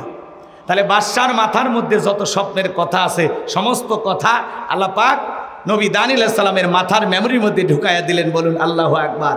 এইবার বাদশা যখন স্বপ্নের কথা বলতে যাবে, গতকাল রাত্রে কি যেন স্বপ্ন দেখলাম আর বলতে পারে না, স্বপ্নের কথা ভুলিয়ে দিলেন। তিনি কে? এইবার বাদশাহ মুহূর্তের মধ্যে ডায়লগ পরিবর্তন করে ডেকে বলে, শোনো, গতকাল রাত্রে স্বপ্ন কি দেখেছি সেই স্বপ্নের কথাও তোমাদেরকে বলতে হবে, এই স্বপ্নের ব্যাখ্যাও বলতে হবে। জনগণ ডেকে বলে, বাদশাহ এ তো পাগলামি কথা, স্বপ্ন দেখেছেন আপনি, আমরা কিভাবে বলবো? বাদশাহ কি স্বপ্ন দেখেছে দেশের জনগণ জানে? আরে ভাই, ওটা তো দূরের কথা, স্বামী স্ত্রী আপনারা এক খাটে ঘুমান, আপনার বউ স্বপ্নে কি দেখে আপনি জানেন? আপনার বউ আপনাকে বাদ দিয়া আর একটা ছেলের হাত ধইরা রাজশাহীর জিএ পার্কে ঘুরতেছে, যদি আপনি টের পাইতেন কি করতেন? একজন কয় মেরে ফেলতেন। কি সাহস দেখছে? বউ মেরে না মামলা হবি, কথা কোন ঠিক কিনা? অনেকে কথা বলতেছেন না, রাগ করতেছেন আপনারা। আবার দেখবেন মাঝে মাঝে আপনি স্বপ্নে আপনার বউকে বাদ আর একটা মেয়েকে নিয়ে রাজশাহী চিড়িয়াখানায় ঘুরতেছেন, আপনার বউ যদি টের পাইতো কি করতো? লাত্তি মেরে খাট থেকে ফেলায় দিত। কথা বলে ঠিক কিনা? স্বামী কি স্বপ্ন দেখে বউ জানে না, বউ কি স্বপ্ন দেখে স্বামী জানে না। কথা বলে ঠিক কিনা? রাগ করতেছেন আপনারা। মাঝে মাঝে আমরা স্বপ্নে দেখি সাপ তারা করছে, ঘুম থেকে উঠে কি সাপ খুঁজে পাওয়া যায়? কথা কয় না কেন?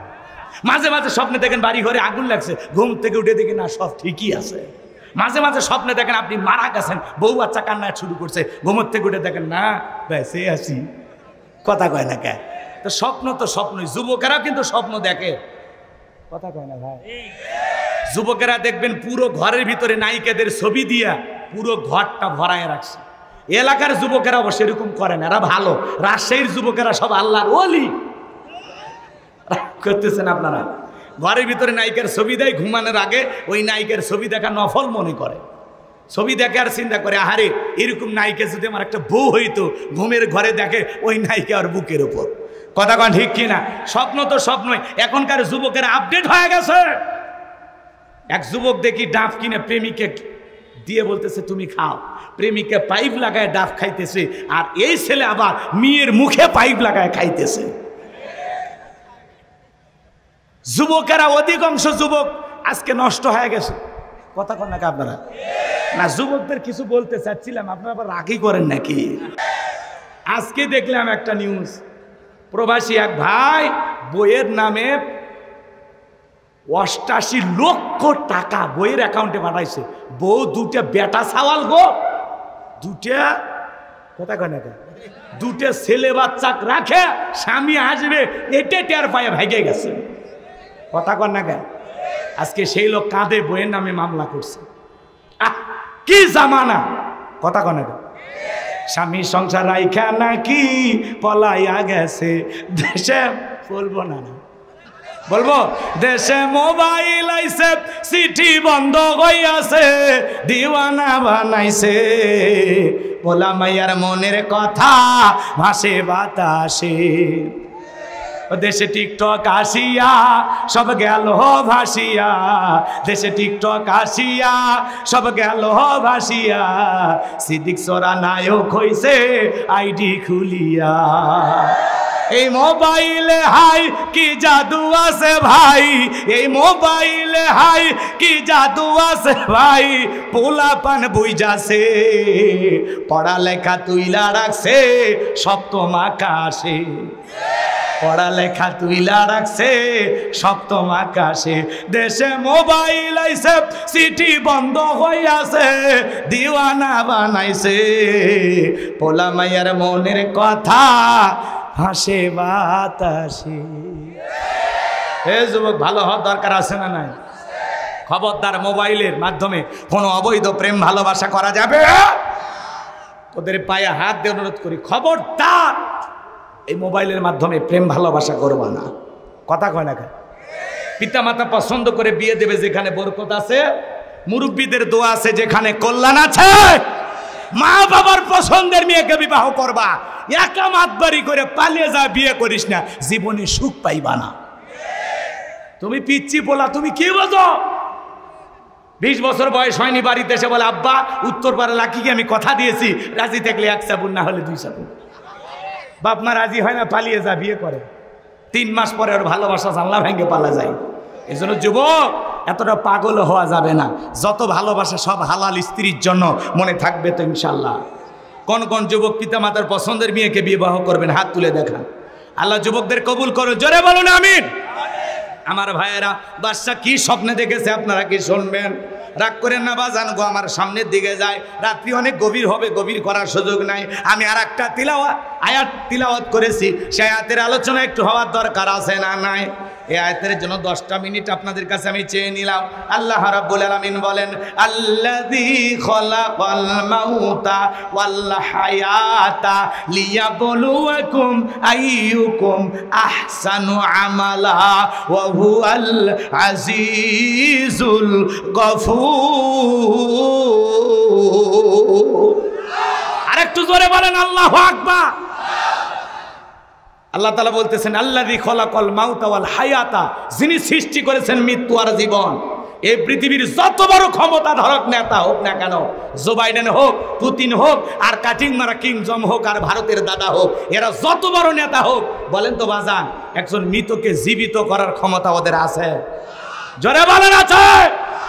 নাই। এদিক খেয়াল করেন, ওদের যত অস্ত্র শস্ত্র থাক, সমস্ত অস্ত্র দিয়ে আসমানের দিকে যদি গুলি নিক্ষেপ করে, আসমান থেকে 1 ফোঁটা বৃষ্টি আনার ক্ষমতা কারো আছে? ওদের সমস্ত অস্ত্র দিয়া যদি জমিনের নিচে গুলি করে, জমিন থেকে একটা আলু বের করার ক্ষমতা আছে? তাহলে ক্ষমতা কার হাতে? জোরে বলেন কার হাতে?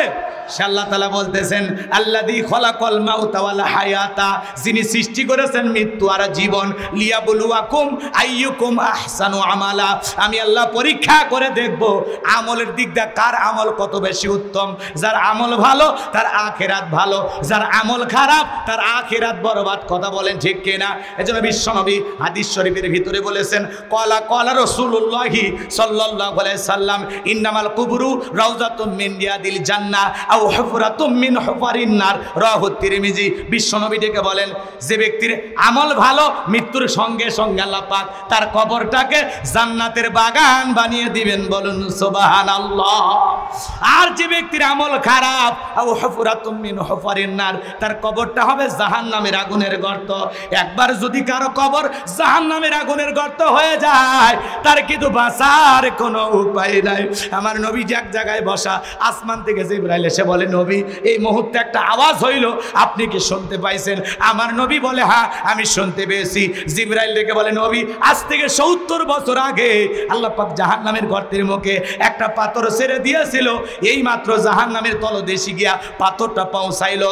চিন্তা করেন বাজান, একটা পাথর ছেড়ে দিলে 70 বছর যদি সময় লাগে জাহান্নামের গর্তের মুখ থেকে নিচে পড়তে। আল্লাহ না করুক, আল্লাহ না করুক আপনার আমার গুনাহের কারণে, অপরাধের কারণে আসমান জমিনের মালিক আল্লাহ বেজার হইয়া যদি একবার জাহান্নামের গর্তের মুখে ফেলে দেয় আপনার আমার বাঁচারে কিন্তু কোনো উপায় নাই।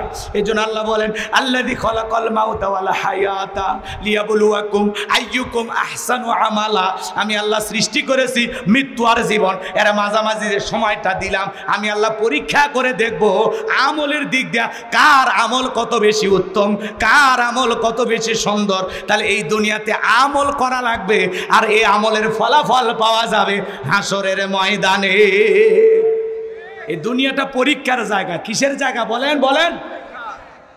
তাহলে ভালো আমলের প্রতিযোগিতা করার দরকার আছে না নাই? নেক আমল করে জিন্দেগিটা সাজানোর দরকার আছে না নাই? আল্লাহ আয়াতের শুরুতে কি বললেন? আল্লাযী খলাকাল মাউতা ওয়াল হায়াতা, যিনি সৃষ্টি করেছেন মৃত্যু আর জীবন। সর্বপ্রথম আল্লাহ মৃত্যুর কথা বললেন। এ বাজান গো আমার, মৃত্যুর কথা আল্লাহ প্রথমে কেন বললেন? এই দুনিয়াতে আসার একটা সিরিয়াল আছে, যাওয়ার কিন্তু কোনো সিরিয়াল নাই। দাদা আসছে, দাদার পরে বাবা আসছে, বাবার পরে আমি আসলাম, আমার পরে আমার সন্তানের আসলো। কিন্তু যাওয়ার বেলায় দাদার আগে নাতি চলে যায়, বাবার আগে সন্তান চলে যায়, বাবার কাঁধে সন্তানের লাশ। এটা হলো দুনিয়ার সবচাইতে ভারী বোঝা। ছাত্র আন্দোলনে যে সমস্ত তরুতাজা প্রাণগুলো শিশুগুলো মারা গেছে, 105 জন শিশু মারা গেছে, কথা বলেন ঠিক কিনা? ওদের পরিবারকে সান্ত্বনা দেওয়া যাবে না বাজান গো আমার। একজন সন্তানের লাশ বাবার কাঁধে, এটা হলো দুনিয়ার সবচাইতে ভারী বোঝা। কোনো বাবা এটা সহ্য করতে পারে না, কথা বলেন ঠিক কিনা? গভীর মনোযোগ দিয়ে কথাগুলো শুনে যাবেন বাজান। আপনি আমি সবাই কিন্তু মৃত্যুবরণ করব। আর আমার ভাইয়েরা, তাহলে দুনিয়াতে আসার একটা সিরিয়াল আছে, যাওয়ার কিন্তু কোনো সিরিয়াল নাই। একটা সন্তান জন্মগ্রহণ করবে, 9 মাস 10 মাস আগে খবর জানা যায়, কিন্তু একটা মানুষ বিদায় নেবে 9 সেকেন্ড আগেও কেউ জানে না কার মৃত্যু কোথায় হবে, কথা বলেন ঠিক কিনা? এই জন্য আল্লাহ রাব্বুল আলামিন বলেন কুল্লু নাফসিন যায়িকাতুল মাউত, প্রত্যেক প্রাণীকেই মৃত্যুর স্বাদ গ্রহণ করা লাগবে। ভাইয়েরা আমার, মৃত্যুর স্বাদ বলতে কি বোঝেন আপনারা? মনে করেন স্বাদ হলো 2 প্রকারের, মিষ্টি খাইলে মিঠা লাগে, নিম পাতা খালি তিতা লাগে। যারা ইমানদার তারা মৃত্যুবরণ করবে মায়ের কোলে দুধ পান করতে করতে। শিশুটা যেমন ঘুমের মধ্যে চলে যায়, ইমানদাররা তেমনি ভাবে দুনিয়া থেকে বিদায় নেবে, টেরও পাবে না। জোরে বলেন মারহাবা। কে ভাই? এ ভাই দোয়া করে যায়, একসাথে যায় ভাই, যাবে সমস্যা নেই, ঠিক আছে।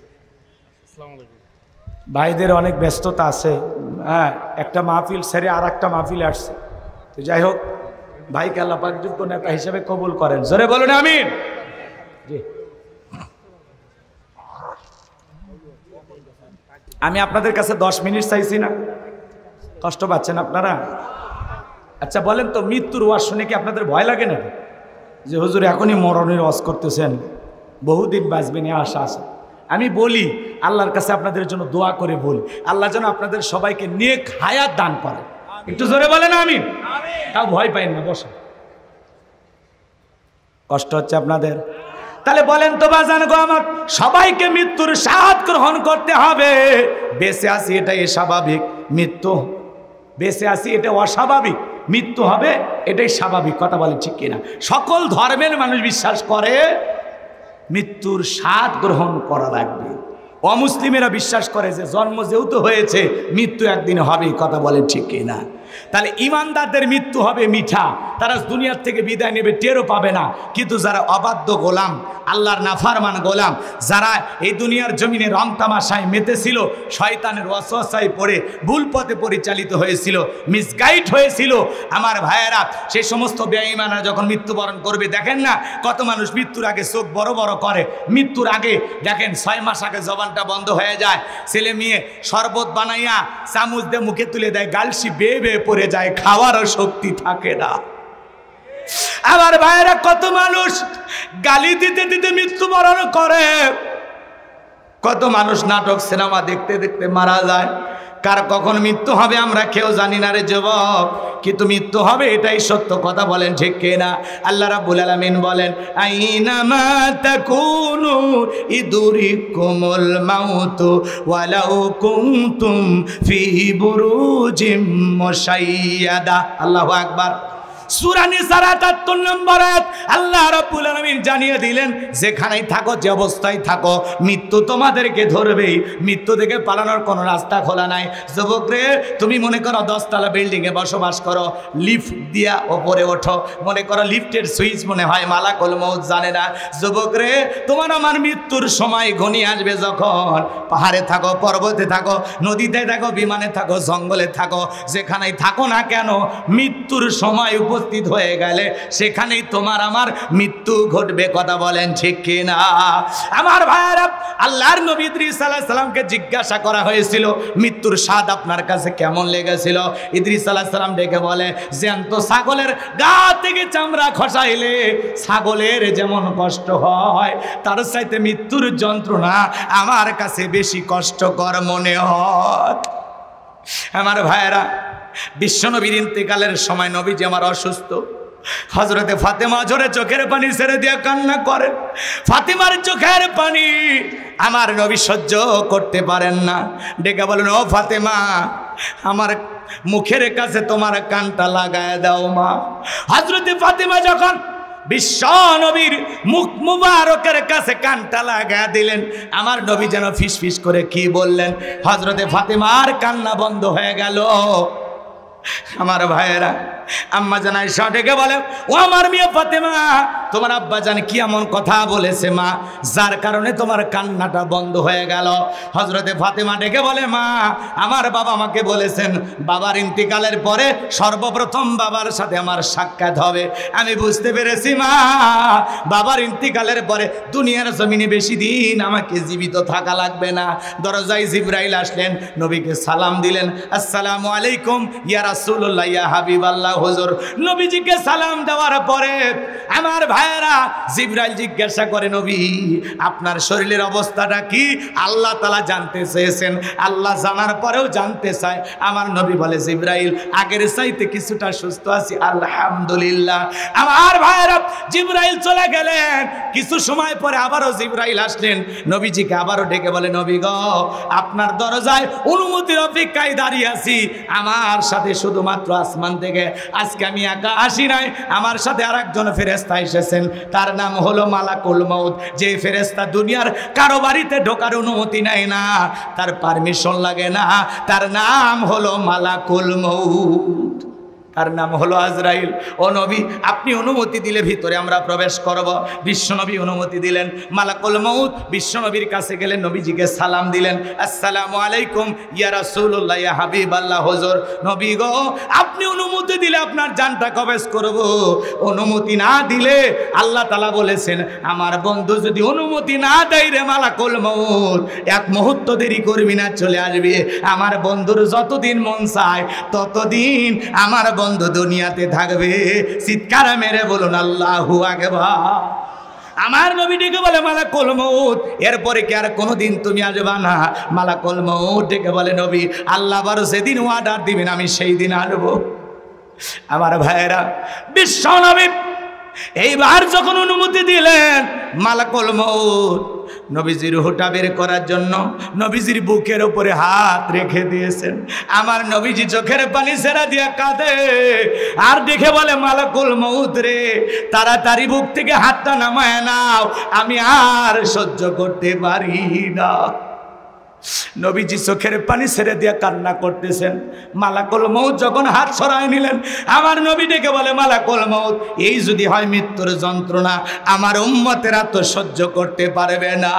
মৃত্যুর পূর্বে উম্মতের কথা বলে না, কেমন নবী পাইছি, জোরে বলেন মারহাবা। আমার ভাইরা, এইবার আমার নবী ডেকে বলে, মালাকুল মউত রে, আমার উম্মতের জানটা কবজ করার সময় কষ্ট দিবি না, আমার কাছে কথা দে। মালাকুল মউত ডেকে বলে, নবী বিশ্বাস করেন, দুনিয়ার সব চাইতে কম কষ্ট দিয়া আপনার রূহটা আমি বের করতেছি। আমার আল্লাহ আমাকে বারবার সতর্ক করে দিয়েছেন, মালাকুল মউত রে, জীবনে আমি কোনোদিন কোনো কিছু বলি নাই, আজকে এমন একজন মানুষের জানটা কবজ করার জন্য যাইতেছি, সে মালাকুল মউত। খবরদার আমার বন্ধুর সাথে যেন কোনো বেয়াদবি না হয়। বিশ্বাস করেন গো নবী, দুনিয়ার সব চাইতে কম কষ্ট দিয়া সতর্কতার সহিত আপনার রূহটা বের করার জন্য আমি চেষ্টা করতেছি। আমার নবী দেখে বলে, মালাকুল মউত, দুনিয়ার সবচেয়ে কম কষ্ট যদি এটা হয়, আমার উম্মতেরা সহ্য করতে পারবে না, আমার কাছে কথা দাও, আমার উম্মতকে তুমি কষ্ট দিবা না। মালাকুল মউত দেখে বলে, নবী আপনার উম্মতের মধ্যে যারা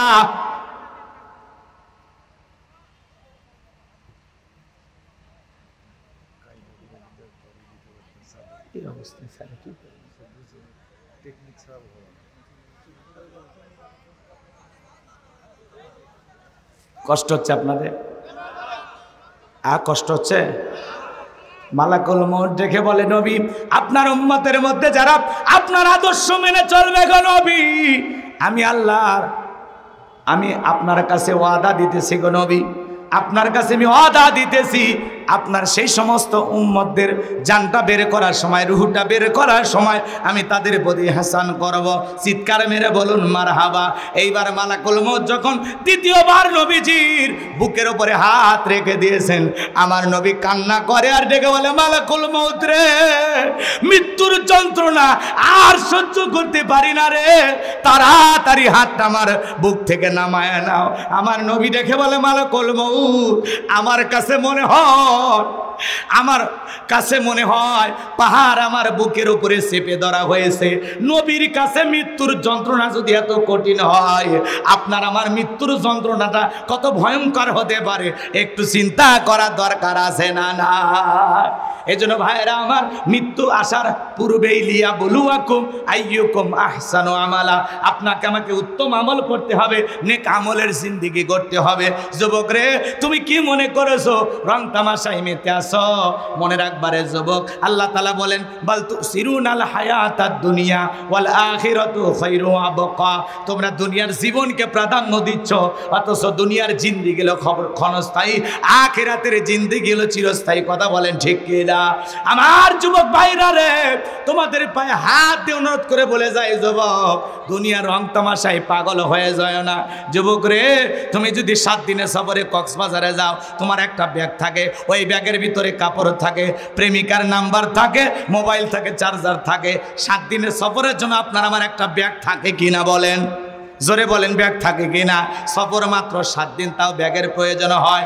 আর আপনি আমি পরকাল নামের সফরে যাচ্ছি, বলেন তো বাজান, একটা আমলের ব্যাগ রেডি করে যাওয়ার দরকার আছে না নাই? যুবক তাকায় দেখো, ওই আমলের ব্যাগের ভিতরে নামাজ আছে কিনা, রোজা আছে কিনা, হজ আছে কিনা, যাকাত আছে কিনা, দান খয়রাত আছে কিনা, পিতামাতার খেদমত করেছো কিনা, বিবির হক আদায় করেছো কিনা, সন্তানদের সাথে ভালো ব্যবহার করেছো কিনা, প্রতিবেশীর হক আদায় করেছো কিনা, এই জীবনটা আল্লাহর রাস্তায় পরিচালিত করেছো কিনা।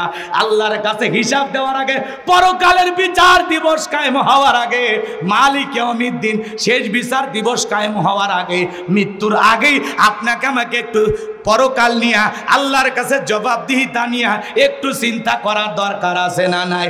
আল্লাহর কোন কোন বান্দা নেক আমল করে কবরে যেতে চান, 2টা হাত তুলে আমার মালিককে দেখা। আল্লাহ আমাদের সবাইকে নেক আমল করা তৌফিক দান করুন। জোরে বলুন আমিন। হাত সোজা করে, হাত সোজা করে। আমি কি হাত নামাতে বলেছি? বলেন বাজান বলেছি? বলি না। আমি অনেক কথা বলতে চাইছিলাম, আসলে এলোমেলো হয়েছে। টাইমটাও দিয়েছেন আপনারা লেটে, একেবারে দেরিতে উঠায় দিয়েছেন, তারপরে আবার একটু জোট ঝামেলা যা হয়েছে হয়েছে। আলহামদুলিল্লাহ, যেহেতু ওনারা এসেছেন ওনাদেরকেও একটা সম্মান দিতে হয়, তাই না? তো এই জন্য আসলে পরিবেশের দিক দিয়ে আমি যেভাবে পরিবেশ পাইলে গোছায় কথা বলতে পারি, ততটুকু পরিবেশ আমি পাই না। যতটুকু হয়েছে আলহামদুলিল্লাহ, এর মধ্যে আমাদেরকে চলতে হয়। কথা বলেন ঠিক কি না? এই জন্য আমি আপনাদের মুসাফির হিসেবে শুধুমাত্র একটা অনুরোধ করব, বাম হাতটা নামান, ডান হাতটা তুলে রাখেন। আল্লাহ বলেন ইন্নাল্লাহা আশতারা মিনাল মুমিনিনা আনফুসাহুম ওয়া আমওয়ালাহুম বিআন্না লাহুমুল জান্নাহ, নিশ্চয়ই মুমিনদের জান মাল আমি আল্লাহ ক্রয় করে নিয়েছি, বিনিময়ে দেব জান্নাত। বলুন সুবহানাল্লাহ। তাহলে বলেন তো বাজান, এই জীবনের মালিক কে? আপনার আমার সম্পদের মালিক কে? আল্লাহর দেয়া জীবন, আল্লাহর দেয়া সম্পদ, আল্লাহর পথে খরচ করতে রাজি আছেন তো ইনশাআল্লাহ? কোনো কথা হবে না। মুসাফির হালতে একটা মানুষ উঠবেন না, আমি এক্ষুনি দোয়া করব। আর একটু আছে, ওই যে আমরের ঘটনাটা শেষ করার জন্য অনুরোধ করা হয়েছে, আমি শেষ করে দিই। দুইটা ঘটনা না, দুইটা না বললে একটা অন্তত বলবো ইনশাআল্লাহ। আপনারা ডান হাতটা পকেটের ভিতরে ঢুকে দিয়ে যে যা পারেন যতটুকু পারেন নবীর ঘর মাদ্রাসার জন্য দিবেন। আমি শুরুতেই বলছিলাম যে ভাই একটা টান দিই, বোঝেনি, তখন টান মারলে এমনি 20-30 হাজার পাইতেন। সেই কালেকশনের কথা বের করাইলেন, জায়গা মতো বের করাইলেন। আচ্ছা ভাই, ভাই ওটা না, ভাই ভাই বড় ভাই বসে, যুবক বসো বসো। ছেলেবেলে যাচ্ছে বাজান, যুবকেরা যাচ্ছে, যা পারেন যতটুকু পারেন, 10, 20, 15, 200, 100, 500, 2000, 5000, 10,000, 1 লাখ, 2 লাখ, যে যা পারেন আল্লাহর হস্তে নবীর ঘর মাদ্রাসার জন্য প্রাণ ভরে দান করবেন। সবাই পকেট থেকে টাকা বের করে দেন, খবরদার কে যেন আবার বিড়ি ম্যাচ দিন না। 2014 সালে ওয়াজ করতে গেছিলাম রংপুর তারাগঞ্জ, ওই জায়গায় কালেকশন চলতেছিল। একজন ব্যাগের ভিতর দিয়েছিল 2 প্যাকেট বিড়ি, দিয়ে লেগে দিয়েছে 1 প্যাকেট মাহফিল কমিটির আর 1 প্যাকেট বক্তা। কত বড় দুষ্ট সিন দেখুন। এরকম দুষ্টমি করা যায় না। সবাই দেন। মহিলা প্যান্ডেল আছে, আমার মা বোন যারা বসে আছেন, মা ও মা, আমি জানি রাজশাহীর মা বোনদের হাতে রান্না যেমন ভালো, মনটা তার সাথে বেশি ভালো। আল্লাহ মা বোনদেরকে বেশি করে দান করা তৌফিক দান করুন। জোরে বলুন আমিন। আর একটু জোরে বলেন আমিন। কি নাম? মোজাম্মেল হক, বর্তমান চেয়ারম্যান। 10,000 টাকা জোরে বলেন মারহাবা, লিল্লাহে তাকবীর। দান করেছেন 10,000 টাকা। দুনিয়ার আখিরাতের এই কোনো ঠেকা, মরফর রাসূলের সাথে কি জান্নাতি করে দিও দেখা। টাকার রঙগুলো বড় ভালো, অন্তরে জ্বালাদা কর্ণের আলো। জোরে বলেন মারহাবা। ভাই আমার হাতে 2, 4, 500, 1000 টাকা দিলে দেন তো, সময় কম নাই, সময় নাই। আব্দুর রহমান ভাই মোহনপুর 1000 টাকা পিতার জন্য দোয়া চাই, আল্লাহ কবুল করেন, বড়দানে শামিল করেন। আক্তারুল আলম, আল্লাহ তাআলা 3000 টাকা বিশিষ্ট ব্যবসায়ী, আল্লাহ কবুল করেন, হায়াত বাড়ায় দেন, জিন্দেগির গুনাহগুলো মাফ করে দেন। জোরে বলেন আমিন।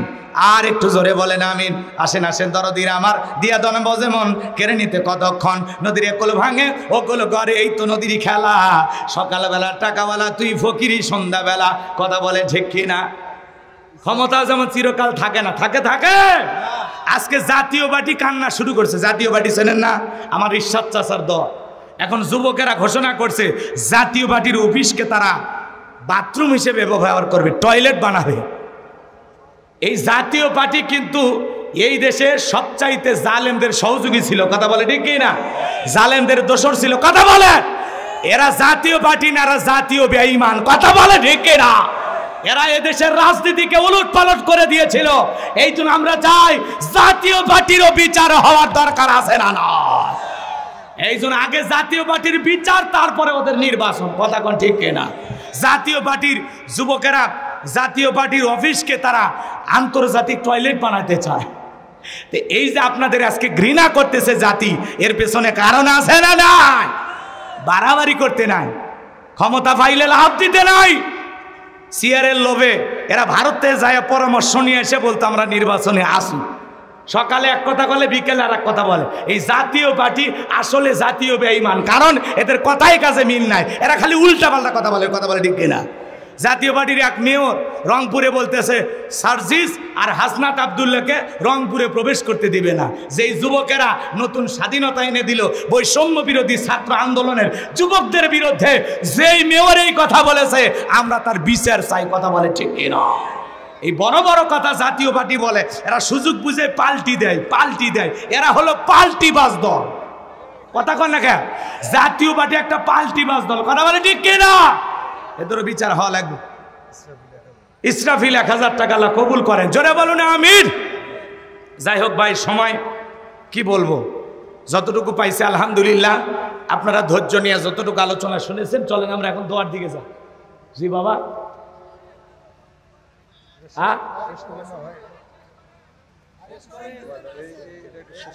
আচ্ছা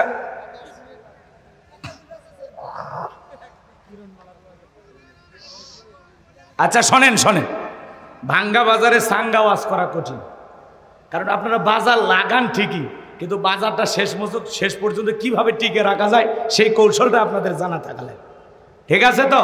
খালি মাহফিল সাজাবেন আর এলোমেলো করবেন তাহলে হবে না, কিন্তু যত ঝামেলা আছে সব ওই দ্বিতীয় বক্তা ওটার আগে করবেন। প্রধান বক্তা অন্তত খালি টাইম দেবেন, তার ওয়াজে কোনো ডিস্টার্ব হবে না।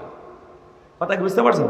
তাহলে আপনারা সব কিছু পাবেন ইনশাল্লাহ। এখন বলতেছেন এটা বলেন ওইটা বলেন, নারীদের ওয়াজ, আমি তো গোসায় অনেক কিছু বলতে চাইছিলাম, ওগুলো কেটে কেটে কেটে কেটে চলে আসছে, বেশি কথা বলি নাই, যাতে যত দ্রুত শেষ করা যায়। এখন আবার নারীদের ওয়াজ শুনতে চাচ্ছে। যাই হোক, হযরত আলীর ঘটনাটা বলে আমি দোয়ার দিকে যাই। কষ্ট হচ্ছে আপনাদেরকে? বিরক্ত করছি বাজান? লিল্লাহি তাকবীর। নারীদের কি ওয়াজ করবেন? নারীরা যখন ক্ষমতায় ছিল নারীদের পাওয়ার কম ছিল না বেশি ছিল? এখন নারী প্রধানমন্ত্রী নাই, আগামীতে আমরা একটা পুরুষ প্রধানমন্ত্রী চাই। কথা কয় না ভাই? এখন কে নেতা হবে? আপনারা নেতা বানাবেন। এখন তার দিনের ভোট রাতে হবে না, আমরা ভোট দিতে চাই।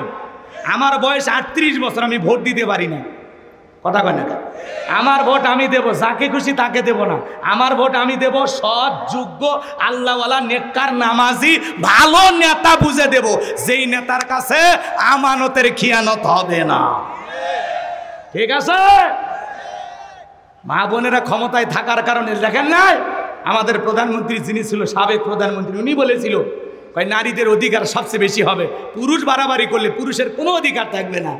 এখন বুবু মাঝে মাঝে ফোন কল দিয়া আমাদেরকে আশায় রাখে যে আমি চট করে ঢুকবো। আপনি আসেন, কথা কয় না কেন? রাগ করতেছেন নাকি? বুবু আইবা, তুমি আইবা গো, সেই দিন আইসা বুবু ক্ষমতা পাইবা না। বুবু আইবা, তুমি আইবা গো, সেই দিন আইসা বুবু ক্ষমতা পাইবা না। খোঁজ নাই বুবু কাদের কাকার, অবস্থা খারাপ দরবেশ বাবার, হাউন আঙ্কেল এখন সামনেও আসে না। নেতা কর্মী সব জেলের ভিতর, আমি আসি ডরের ওপর, কখন জানি আসে গ্রেপ্তারি পরোয়ানা। বুবু আইবা, তুমি আইবা গো, সেই দিন আইসা বুবু ক্ষমতা পাইবা না। বুবু আসবে, জাতি তাকায় আছে, আপনি আছেন, এটা আপনার বাপের দেশ, আপনি আসেন তো। কথা কয় না কেন? আসার পরে থাকবে কই, জনগণ ঠিক করবে। কথা কয় ঠিক কি না? অনেকে করছে আয়না ঘর আছে, কষ্ট হচ্ছে আপনাদের। এই জন্য মাঝে মাঝে ফোন দিয়ে কি কয়, আমি বাংলাদেশের খুব কাছে আছি, চট করে ঢুকবো। আপনি আছেন, আমরা আপনার আশায় বসে আছি। কথা কন ঠিক কিনা? আমরা তো বুঝি বিদেশে এদিকে আর করেন, বহির্বিশ্বের কোন দেশ ওনাকে আশ্রয় দিতে রাজি না, একমাত্র ভারত বন্ধু। কথা কয় না কেন? কারণ ভারতের কথাই তাদের ক্ষমতা চলতো, ভারত তাদেরকে ক্ষমতায় টিকিয়ে রাখতো, এই জন্য ভারত তাদেরকে আশ্রয় দিয়েছে। কথা বলে ঠিক কিনা? এই জন্য আমরা বলতে চাই, ওদের বিচার দুনিয়াতে না হলেও আল্লাহর আদালতে হবেই একদিন। কথা বলে ঠিক কিনা? লিল্লাহি তাকবীর। সময় নাই, কত কথা যে মাথার মেমোরি সেভ করা আছে বলতে পারি নাই। যাই হোক, হযরত আলী কি বলতেছে, এই আমর, তোর সাহস থাকলে দাগটা পার হয়ে দেখা। হযরত আলী, এইবার খেয়াল করেন, হযরত আলী যখন বলেছেন দাগটা পার হ, সামনে এক পা আসে, 3 পা পিছনে যায়, এমত অবস্থায় হযরত আলী তাকায় দেখে আমরের কাঁধে থাকা তরবারি আল্লাহ কাঠের তক্তা বানাইছে। সুবহানাল্লাহ বলবেন না? তাহলে শক্তি কমলো না বাড়লো? এইবার ভাইয়েরা আমার, হযরত আলী তরবারি নিয়ে দাঁড়িয়ে থাকলেন, আমর যখন দাগ বরাবর আসছে, হযরত আলী শুধুমাত্র কাঁধ বরাবর তরবারি ঠেকাইছে। তরবারি ঠেকাইতে দেরি, আল্লাহ ওই জালেমের দেহ থেকে কাল্লাটা আলাদা করতে দেরি করে নাই। বলেন আল্লাহু আকবার। আমার আল্লাহ ডেকে বলে আমার নাম আল্লাহ, যারা দিতে চায় আমি এবং আমার রাসূলের সাথে পাল্লা, আমি রাখবো না তাদের ঘাড়ের কাল্লা। চিৎকারে মেরে বলেন সুবহানাল্লাহ। আল্লাহর সাথে পাল্লা দিয়ে কোনো জালেম টিকতে পারে না, কথা বলে ঠিক না? নমরুদ টিকতে পারে নাই, ল্যাংড়া মশার কামড় দিয়ে আল্লাহ বিদায় করেছে। ফিরাউন টিকতে পারে নাই, দরিয়ার পানিতে চুবাই আল্লাহ মেরেছে। আবু জেহেল টিকতে পারে নাই। আজও পৃথিবীর জমিনে যারা মুসলমানের রক্ত নিয়ে খেলা করে, আলেমদের রক্ত নিয়ে খেলা করে, ওই জালেমেরাও টিকতে পারবে না, পারবে না। কথা বলেন ঠিক কি না? এই জন্য ভাইয়েরা আমার, আমরা 53 বছরে অনেক শাসন দেখেছি। আল্লাহর কোরআনটা দিয়ে দেশটা চলে কেমন দেখা যায় আমরা চর্মচোখে একবার দেখতে চাই। কথা বলে ঠিক কি না? এই জন্য সেই শাসন প্রতিষ্ঠিত করার জন্য যদি কখনো ডাক আসে, মাথায় কাপনের কাপড় কেঁদে বেঁধে দেবীর কাছ থেকে বিদায় নিয়ে, সন্তানদের কাছ থেকে বিদায় নিয়ে আল্লাহর জমিনে আল্লাহর কোরআনের আওয়াজ কায়েম করার জন্য কারা কারা বুকের তাজা রক্ত দিতে রাজি, 2 হাত তুলে মালিককে দেখা। আল্লাহ আমাদের রক্তগুলো দিনের জন্য কবুল করেন, জোরে বলুন আমিন। লিল্লাহি তাকবীর। ইসলামের জন্য জীবন দিতে রাজি আছেন তো ইনশাআল্লাহ? রক্ত দিতে রাজি আছেন তো ইনশাআল্লাহ? আল্লাহ কবুল করুন, জোরে বলুন আমিন। ওয়া আখিরি দাওয়ানা আনিল আমন্ত্রণ অতিথি হিসাবে যাদের নাম আছে আল্লাহ কবুল করে নেন। আলোচনা রেখে ধন্য করেছেন হাফেজ কারি মাওলানা আফতাব আহমেদ, আল্লাহ তোমার গোলামের কণ্ঠ তুমি কবুল করে নাও। হযরত মাওলানা মোহাম্মদ মুর্শিদুল আলম মুর্তজা ভাইয়ের কণ্ঠকে আল্লাহ কবুল করে নাও। রব্বুল আলামিন মাগরিব থেকে পর্যন্ত রাত্রি 1টা পার হয়ে গেছে, তাকায় দেখো তোমার বান্দা বান্দিগুলো চাতক পাখির মতো কোরআনের কথাগুলো শুনতেছিল। আল্লাহ আমি যদি সারা রাত বলতাম কোরআনের পাগলেরা চলে যাইতো না। আল্লাহ যতটুকু আলোচনা হয়েছে বক্তা শ্রোতা সবাইকে আমল করার তৌফিক দিয়া দাও। আমরা যারা হাত তুলে ধরেছি আল্লাহ, আমাদের অনেকের মা নাই, বাবা নাই, ইয়েতিম বানায় কবরে চলে গেছে। জনম দুঃখিনী মায়ের কবরে আর সবটুকু পৌঁছায় দাও। আদরের বাবার কবরে আর সবটুকু পৌঁছায় দাও। মা বাবার কবর জান্নাতের বাগান বানায়া দাও। রব্বির হামহুমা কামা রব্বায়ানি সগীরা, অক রব্বির হামহুমা কামা রব্বায়ানি সগীরা। আত্মীয় স্বজন পাড়া প্রতিবেশী যে কবরে চলে গেছে মাফ করে দেন, কবরগুলো জান্নাতের বাগান বানায়া দেন। রব্বুল আলামিন পিতামাতা যাদের বেঁচে আছে তাদের খেদমত করে তাদের মুখে হাসি ফোটাইয়া জান্নাত অর্জন করার তৌফিক দিয়া দাও। আল্লাহ আজকের মাহফিলে নগদে বাকিতে যত মানুষ টাকা পয়সা দান করেছে আল্লাহ, আল্লাহ তাআলা কেউ 200, 500, 100, 2000, 5000, 10,000 যে যে যেমনি পেরেছে আল্লাহ দান করেছে। আল্লাহ সকলের দানগুলো কবুল আর মঞ্জুর করে নাও। এদের রসুলা করে কোটি কোটি টাকার মালিক বানায় দাও। কঠিন কিয়ামতের ময়দানে তোমার আরশের নিচে ছায়া দান করিও। হে রব্বুল আলামিন যারা দান করেছে তাদের ক্ষেত খামার ব্যবসা বাণিজ্যে বরকত দিয়া দাও, চাকরিতে বরকত দিয়া দাও, মনের আশাগুলো পূরণ করে দাও। আল্লাহ তাআলা তোমার বান্দারা কে কোন নিয়তে কে কোন উদ্দেশ্যে দান করেছে আল্লাহ তুমি আলিমুম বিযাতিস সুদূর, সকলের অন্তরের খবর তোমার কাছে জানা আছে আল্লাহ। যে যে আশায় দান করেছে আল্লাহ সকলের আশাগুলো তুমি পূরণ করে দাও।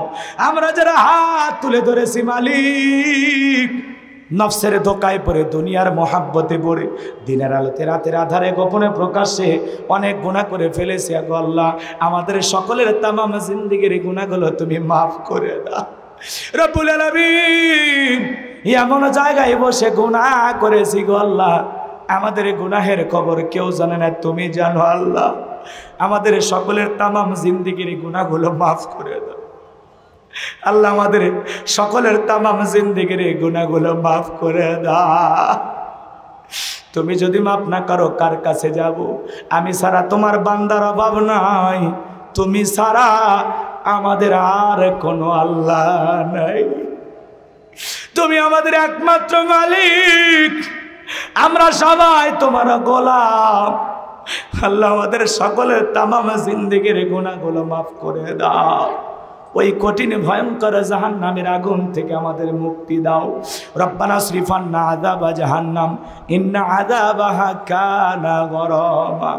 রব্বানা আতিনা ফিদ দুনিয়া হাসানাতাও ওয়া ফিল আখিরাতি হাসানাতাও ওয়া কিনা আযাবান নার। আল্লাহ পদ্মানিশি মা বোনের আলোচনা শুনেছে বড় কষ্ট কইরা। মা বোনদের উদ্দেশ্যে তেমন কিছু বলার সুযোগ আমি পাই নাই। আল্লাহ তাআলা মা বোনদেরকে নামাজি বানায়া দাও, রোজাদার বানায়া দাও, স্বামীর খেদমত করার তৌফিক দাও, পর্দা করে চলার তৌফিক দান করো। প্রত্যেকটা মা বোনকে ফাতিমা খাদিজার উত্তরসূরি হিসেবে কবুল করে নাও, তাদের দাম্পত্য জীবনে সুখ আর শান্তির ব্যবস্থা করে দাও রব্বুল আলামিন। তামাম পৃথিবীতে মুসলমানেরা বড় বিপদে, ওই জালেমদের হাত থেকে মুসলমানদেরকে হেফাজত করো। ফিলিস্তিনের মুসলমানদেরকে আল্লাহ বিজয় দাও, ফিলিস্তিনের মুসলমানদেরকে আল্লাহ বিজয় দাও। আল্লাহ ও ইসরায়েলি নেতা ইহুদি নেতানিয়াহু জালেমকে পরাজিত করে আল্লাহ ফিলিস্তিনের মুসলমানদেরকে তুমি বিজয় দাও। আল্লাহ বাইতুল মুকাদ্দাস ফিরায় দাও। আল্লাহ মুসলমানের প্রথম কিবলা আল্লাহ বাইতুল মুকাদ্দাস আবার ওই জালেম ইহুদিদের হাত থেকে ফেরায় দাও। আল্লাহ আল্লাহ কাশ্মীরের মুসলমানদেরকে তুমি রক্ষা করো, বাংলাদেশের মসজিদ মাদ্রাসা কবুল করো, হক্কানে ওলামা ইকরামদের কবুল করো। আল্লাহ আজকে যে মাহফিলে, যে মাদ্রাসার উদ্যোগে মাহফিল, আল্লাহ তাআলা 4 জন হাফেজের মাথায় আমরা সম্মানের পাগড়ি পরায় দিলাম। মৃত্যু পর্যন্ত ওই হাফেজদের সিনায় কোরআন ধরে রাখার তৌফিক দাও। এ মাদ্রাসার ওস্তাদ ছাত্রদের কবুল করো। মাদ্রাসার কমিটির ভাইয়েরা দিন রাত পরিশ্রম করে মাথার ঘাম পায়ে ফেলে বিভিন্নভাবে কালেকশন কইরা, হ্যাঁ আল্লাহ তাআলা একটা বছর এই মাদ্রাসা চালাচ্ছে, তারপরে আর 1 বছর, এভাবে বছরের পর বছর তারা মেহনত করে কষ্ট করে এই মাদ্রাসাটা চালিয়ে আসতেছেন। আল্লাহ এর বিনিময়ে আল্লাহ তাআলা তাদেরকে আপনি দুনিয়া আখিরাতের উত্তম জাযা দান করেন। আল্লাহ তাআলা তাদের ঈমান খালিদ বিন ওলীদের মতো বানায় দেন। স্বেচ্ছাসেবকের দায়িত্ব যারা পালন করেছেন আল্লাহ কবুল করেন। মিডিয়ার ভাইদেরকে আল্লাহ কবুল করেন। আমার সাদিক ভাই, হারুন ভাই, আব্দুর রহিম ভাইকে আল্লাহ কবুল করেন। আল্লাহ তাআলা আজকের মাহফিলে যত মানুষ দূর দূরান্ত থেকে কোরআন শোনার জন্য ছুটে এসেছে সবাইকে নিরাপদে বাড়ি পর্যন্ত পৌঁছার তৌফিক দান করুন। সবাইকে আপনার রহমতের চাদরে আবৃত করুন। জীবনে আর কোনোদিন বাকমারা রাজশাহী মানুষের সাথে যদি দেখা না হয়, এই মুখগুলো জান্নাতের সিঁড়িতে পরিচয় করায় দিও। এলোমেলো ভাবে সূরা মুলুক থেকে যে আলোচনা হওয়া দরকার আমি গুছিয়ে সেভাবে কথা বলার সুযোগ পাই নাই। যতটুকু বলেছি আল্লাহ ততটুকুর উপরে আমল করার তৌফিক দাও। আমাদের সবাইকে 5 ওয়াক্ত সালাত মসজিদে গিয়ে জামাতের সহিত আদায় করার তৌফিক দাও। আল্লাহ মৃত্যুর ভয়, জাহান্নামের ভয়, কবরের ভয়, তোমার ভয় আমাদের অন্তরের ভিতরে পয়দা করে দাও। আমরা যা করতেছি দুনিয়ায় সব তুমি দেখতেছো, এই ভয়ে সকল গুনাহ থেকে আমাদের বেঁচে থাকার তৌফিক দাও। আল্লাহ এই দেশটা তুমি ইসলামের জন্য কবুল করে নাও। আল্লাহ এই দেশে কোরআনের শাসন ব্যবস্থা কায়েম হয়েছে, চর্ম চোখে একবার দেখার সুযোগ করে দাও। সুবহান রব্বিল ইজ্জাতি আম্মা ইয়াসিফুন ওয়া সালামুন আলাল মুরসালিন আলহামদুলিল্লাহি রব্বিল আলামিন। আল্লাহ যে বাড়িতে খানা খাইলাম বসলাম ওই বাড়ির উপর খাস রহমত বরকত নাজিল করো। জীবনে একটাবার সোনার মক্কা মদিনায় কবুল করে নিও। যে হুজুর বারবার মোবাইলে যোগাযোগ করে কষ্ট করে আমাকে দাওয়াত দিয়েছেন, বগুড়ায় গিয়ে আমার সাথে সাক্ষাৎ করেছেন, আল্লাহ সে উস্তাদের হায়াতে তৈয়বা সিয়াতে কুল্লিয়া দান করেন। আল্লাহ এ মাদ্রাসাকে কাল কিয়ামত পর্যন্ত কবুল করেন। এলাকার মধ্যে সবচাইতে উন্নত মডেল মাদ্রাসা হিসাবে আল্লাহ এ মোহনপুরের মাদ্রাসাকে আপনি কবুল করে নেন। হায় রাব্বুল আলামিন, মৃত্যুর সময় যখন উপস্থিত হবে, মালাকুল মাউত যখন হাজির হয়ে যাবে, দয়ার নবীর চাঁদ মুখখানা দেখতে দেখতে জবানে জারি করে দিও লা ইলাহা ইল্লাল্লাহু মুহাম্মাদুর রাসূলুল্লাহ সাল্লাল্লাহু আলাইহি সাল্লাম। আসসালামু আলাইকুম ওয়া রাহমাতুল্লাহি ওয়া বারাকাতুহু।